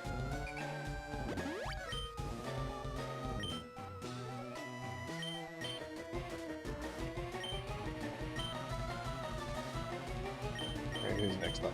Finn. Oh, extra! Nick, you're a full 2 levels behind. What am I even doing? I am one of the 4 Rocket brothers.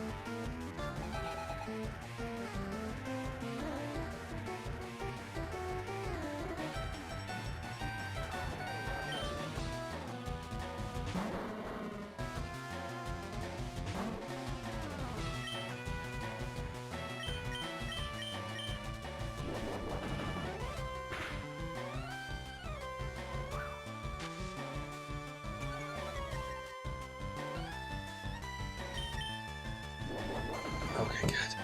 Knowing my luck, I usually get like 1 single accuracy drop. And it feels like after that point I can't hit anything.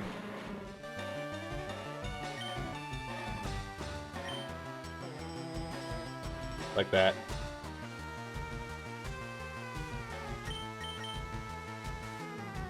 And that.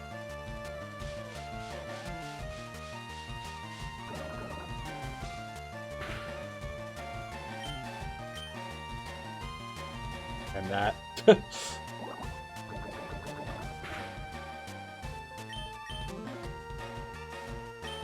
We're okay. We're gonna go ahead and trade off because I'm tired of missing, and they're probably gonna be smokescreen. Oh. Oh. Or just blow up.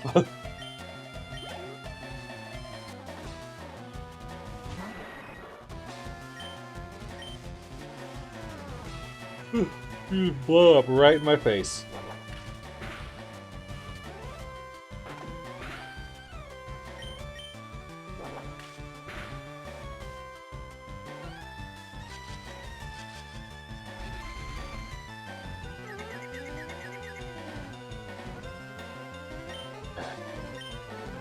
Am I gonna actually hit? Okay, good.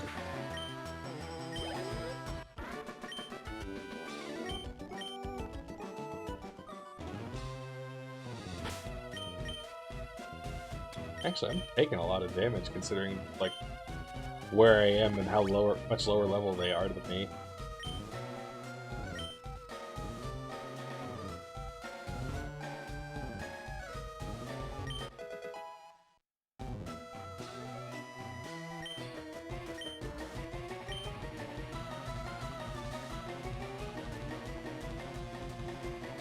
Love this music, by the way.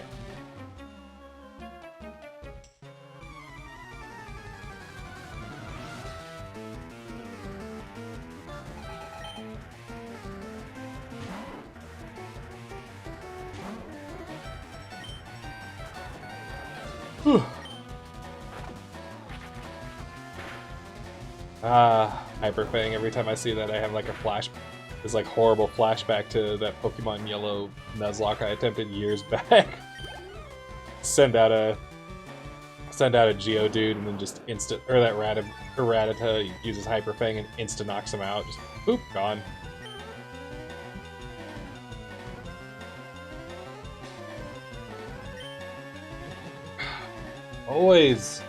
Always paralyzing going on.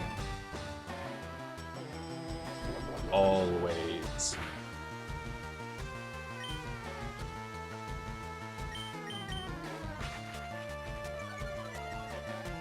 Well, I may as well leave then. Just to heal, not like leave. Leave.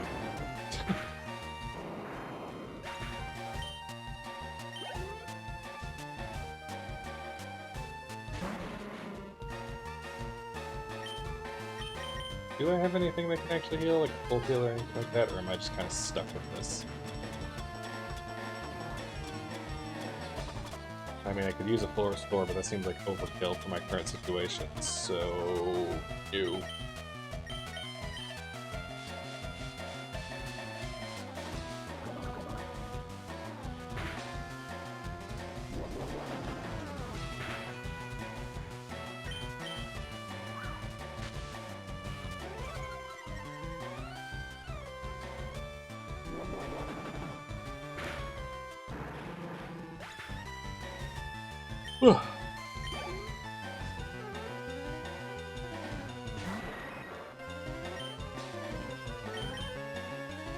So now I'm paralyzed and confused.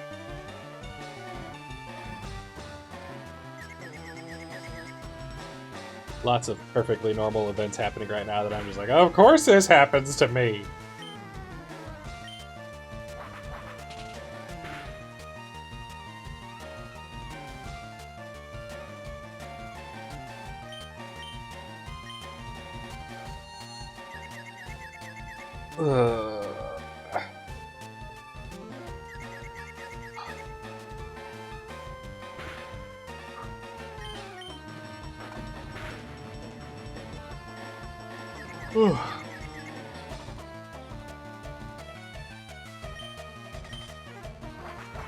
Yeah, I'm gonna leave after this fight. Heal up. And buy some full heals or something.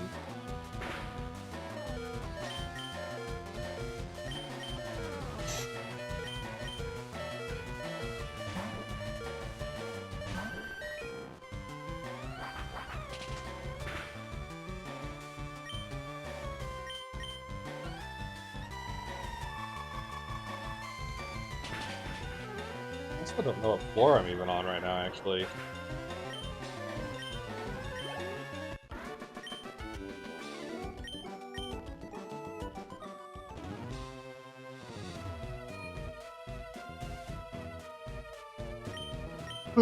I'm on floor 8, apparently.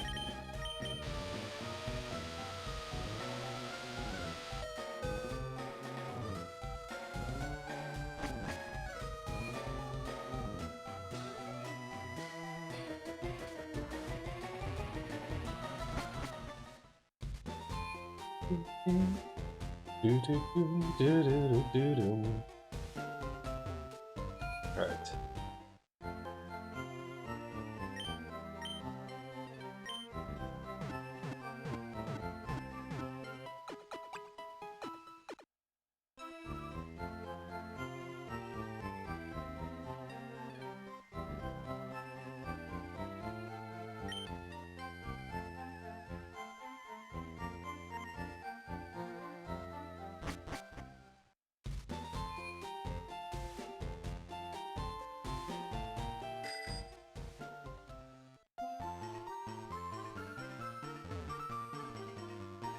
Too far. Alright, let's get some full heals.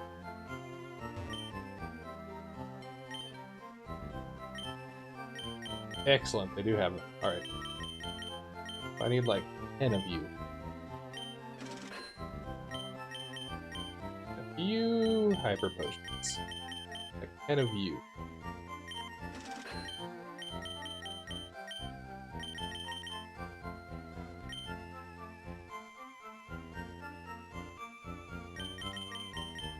Probably also need some balls to catch things with. That would have been bad.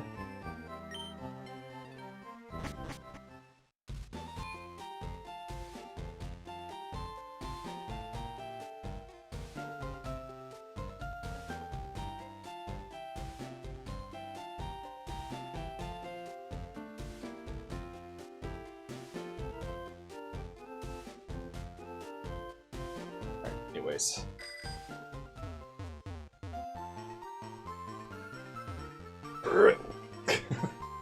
Like slid down in my chair defeated earlier, and I didn't realize I was even still staying there.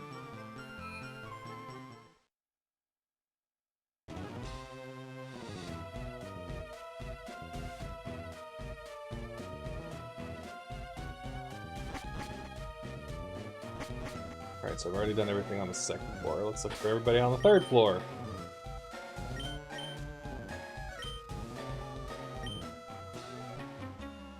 Ding, ding, ding, ding, ding, ding, ding.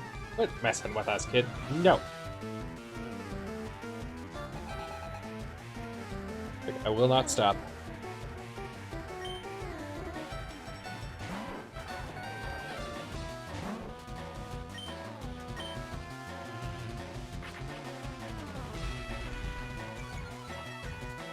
Whew. Although I probably am going to cut off the stream relatively soon, because I didn't plan on spending the entire day streaming, just a couple hours while wife did a few other things.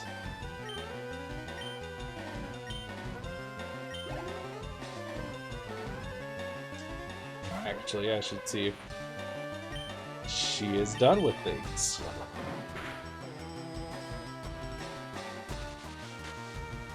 Or still requires more time.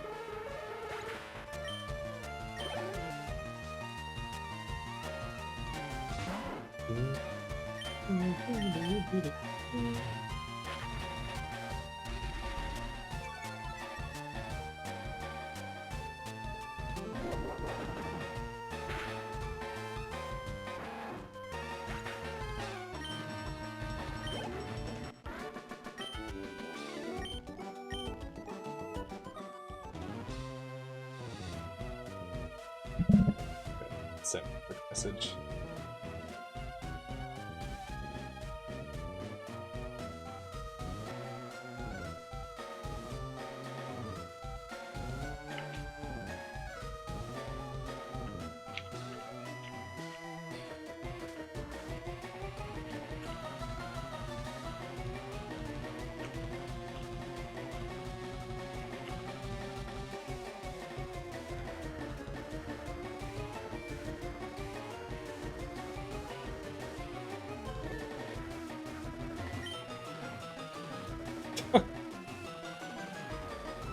I work for Selfco, what do I do? I don't know, something?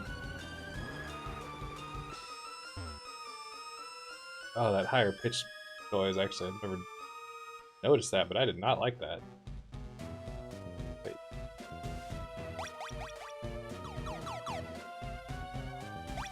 Fifth floor, eh. I'll get places eventually. I'll do this the usual way I do, where I just climb one floor at a time, beat everybody up, and then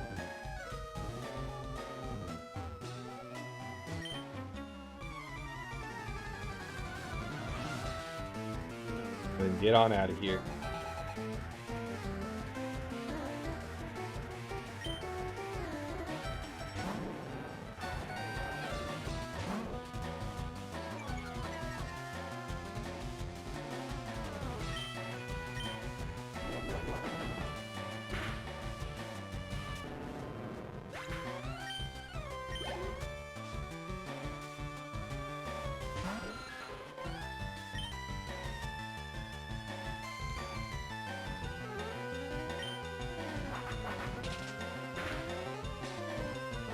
I didn't even notice that I've gotten that far into level 37 too. Oh well. Means it'll take less time later.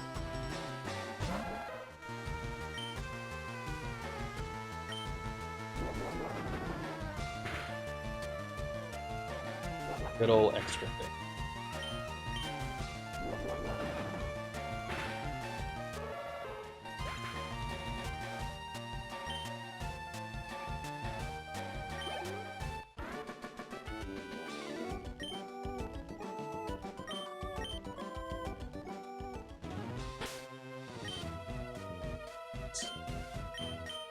That's in would be up. They're supposed to be up front getting the experience.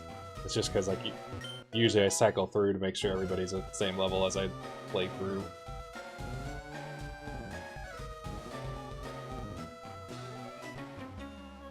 Ding, ding, ding, ding, ding, ding, ding, ding, ding, ding, ding, ding.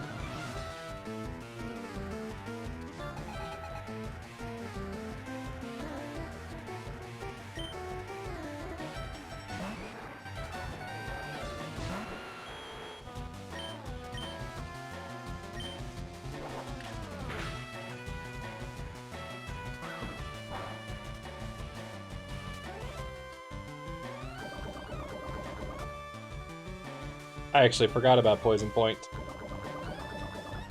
Nice.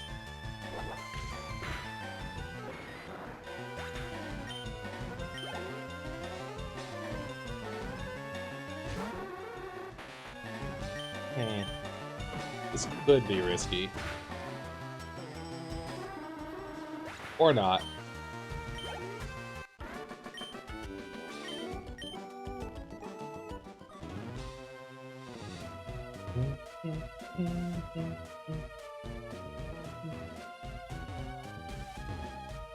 Alright. Floor. It's the boring way.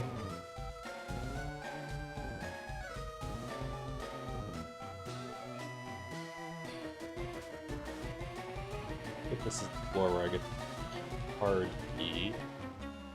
Wow. Hello. I don't even remember if I saw him. I think I was so focused on where I wanted to go, I just like walked past him and didn't think anything of it. Duplicate.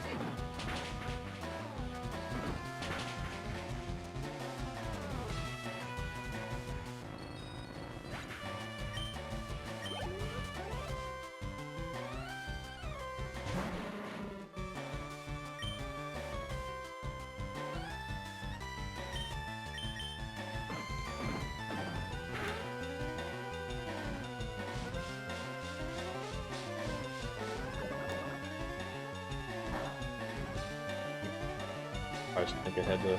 I'm always thinking ahead too, like what's my team in Leaf Green gonna be, because I don't want to use. Some of the Pokemon are like really good and you use them in every playthrough, and then some of them, but I don't want to do that. It's like I don't want to have Nidoking and Snorlax again, but they are usually pretty good.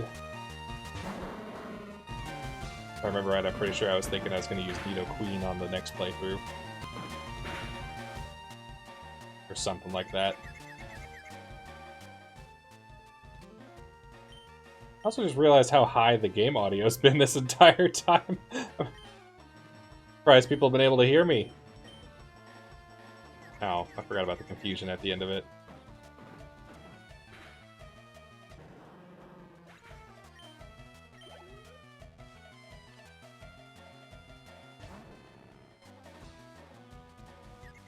Oh boy.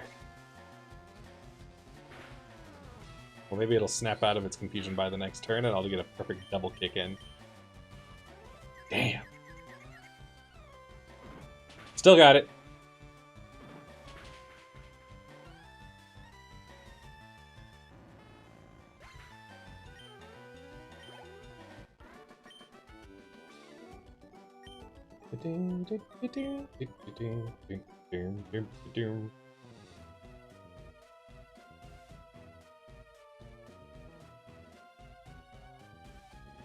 Kind of weird.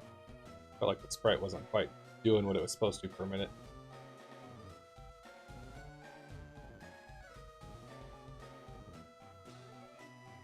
Oh, yes. Can't get him to get out far enough. I have to do this old trick.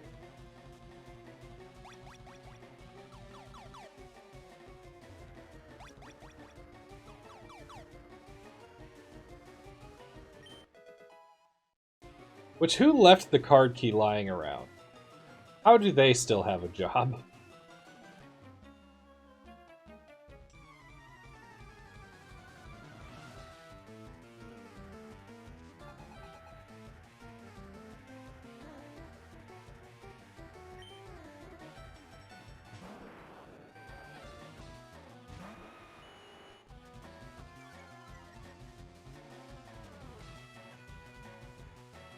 Yeah. We're gonna go this route, even though I don't know. What I might actually do is I might just save after this fight and get going. Almost at 2.5 hours of streaming. Just 2.5 more than I thought I'd get this week, because I'm only committing to... Well, I'm not committing to any specific stream schedule, but you can probably expect it to average out at about once a week. And that's about it.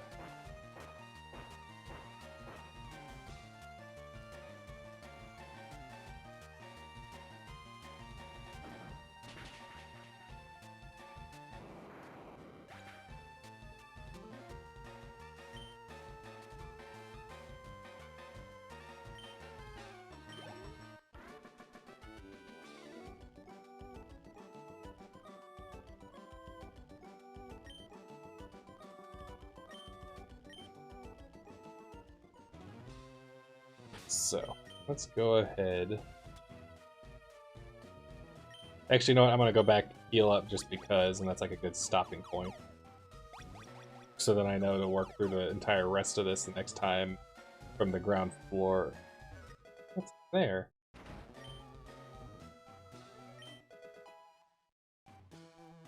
I'm pretty sure that Earthquake's in...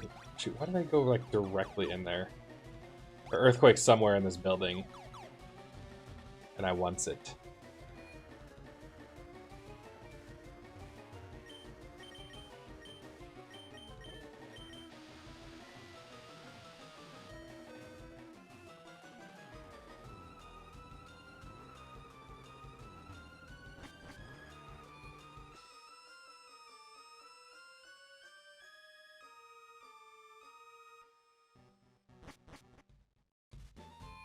So. Heal up. Be ready to start that building all over again with the card key. Probably need to make it a habit in my next playthrough is go straight to the 5th or 6th floor, whichever one it is, get the card key, and then start the full building process. Alright. But I had fun. I'm super happy I got to get an extra few hours of streaming in today. Don't know when I'll be back next time. Remember, I am a full-time student and working. Almost full-time working. Not quite. But we'll see. Anyways, hope you guys have a great rest of your, well, weekend, I guess, is almost over. But I hope you guys have a great week coming up next time. And I will see you around. Thanks for watching.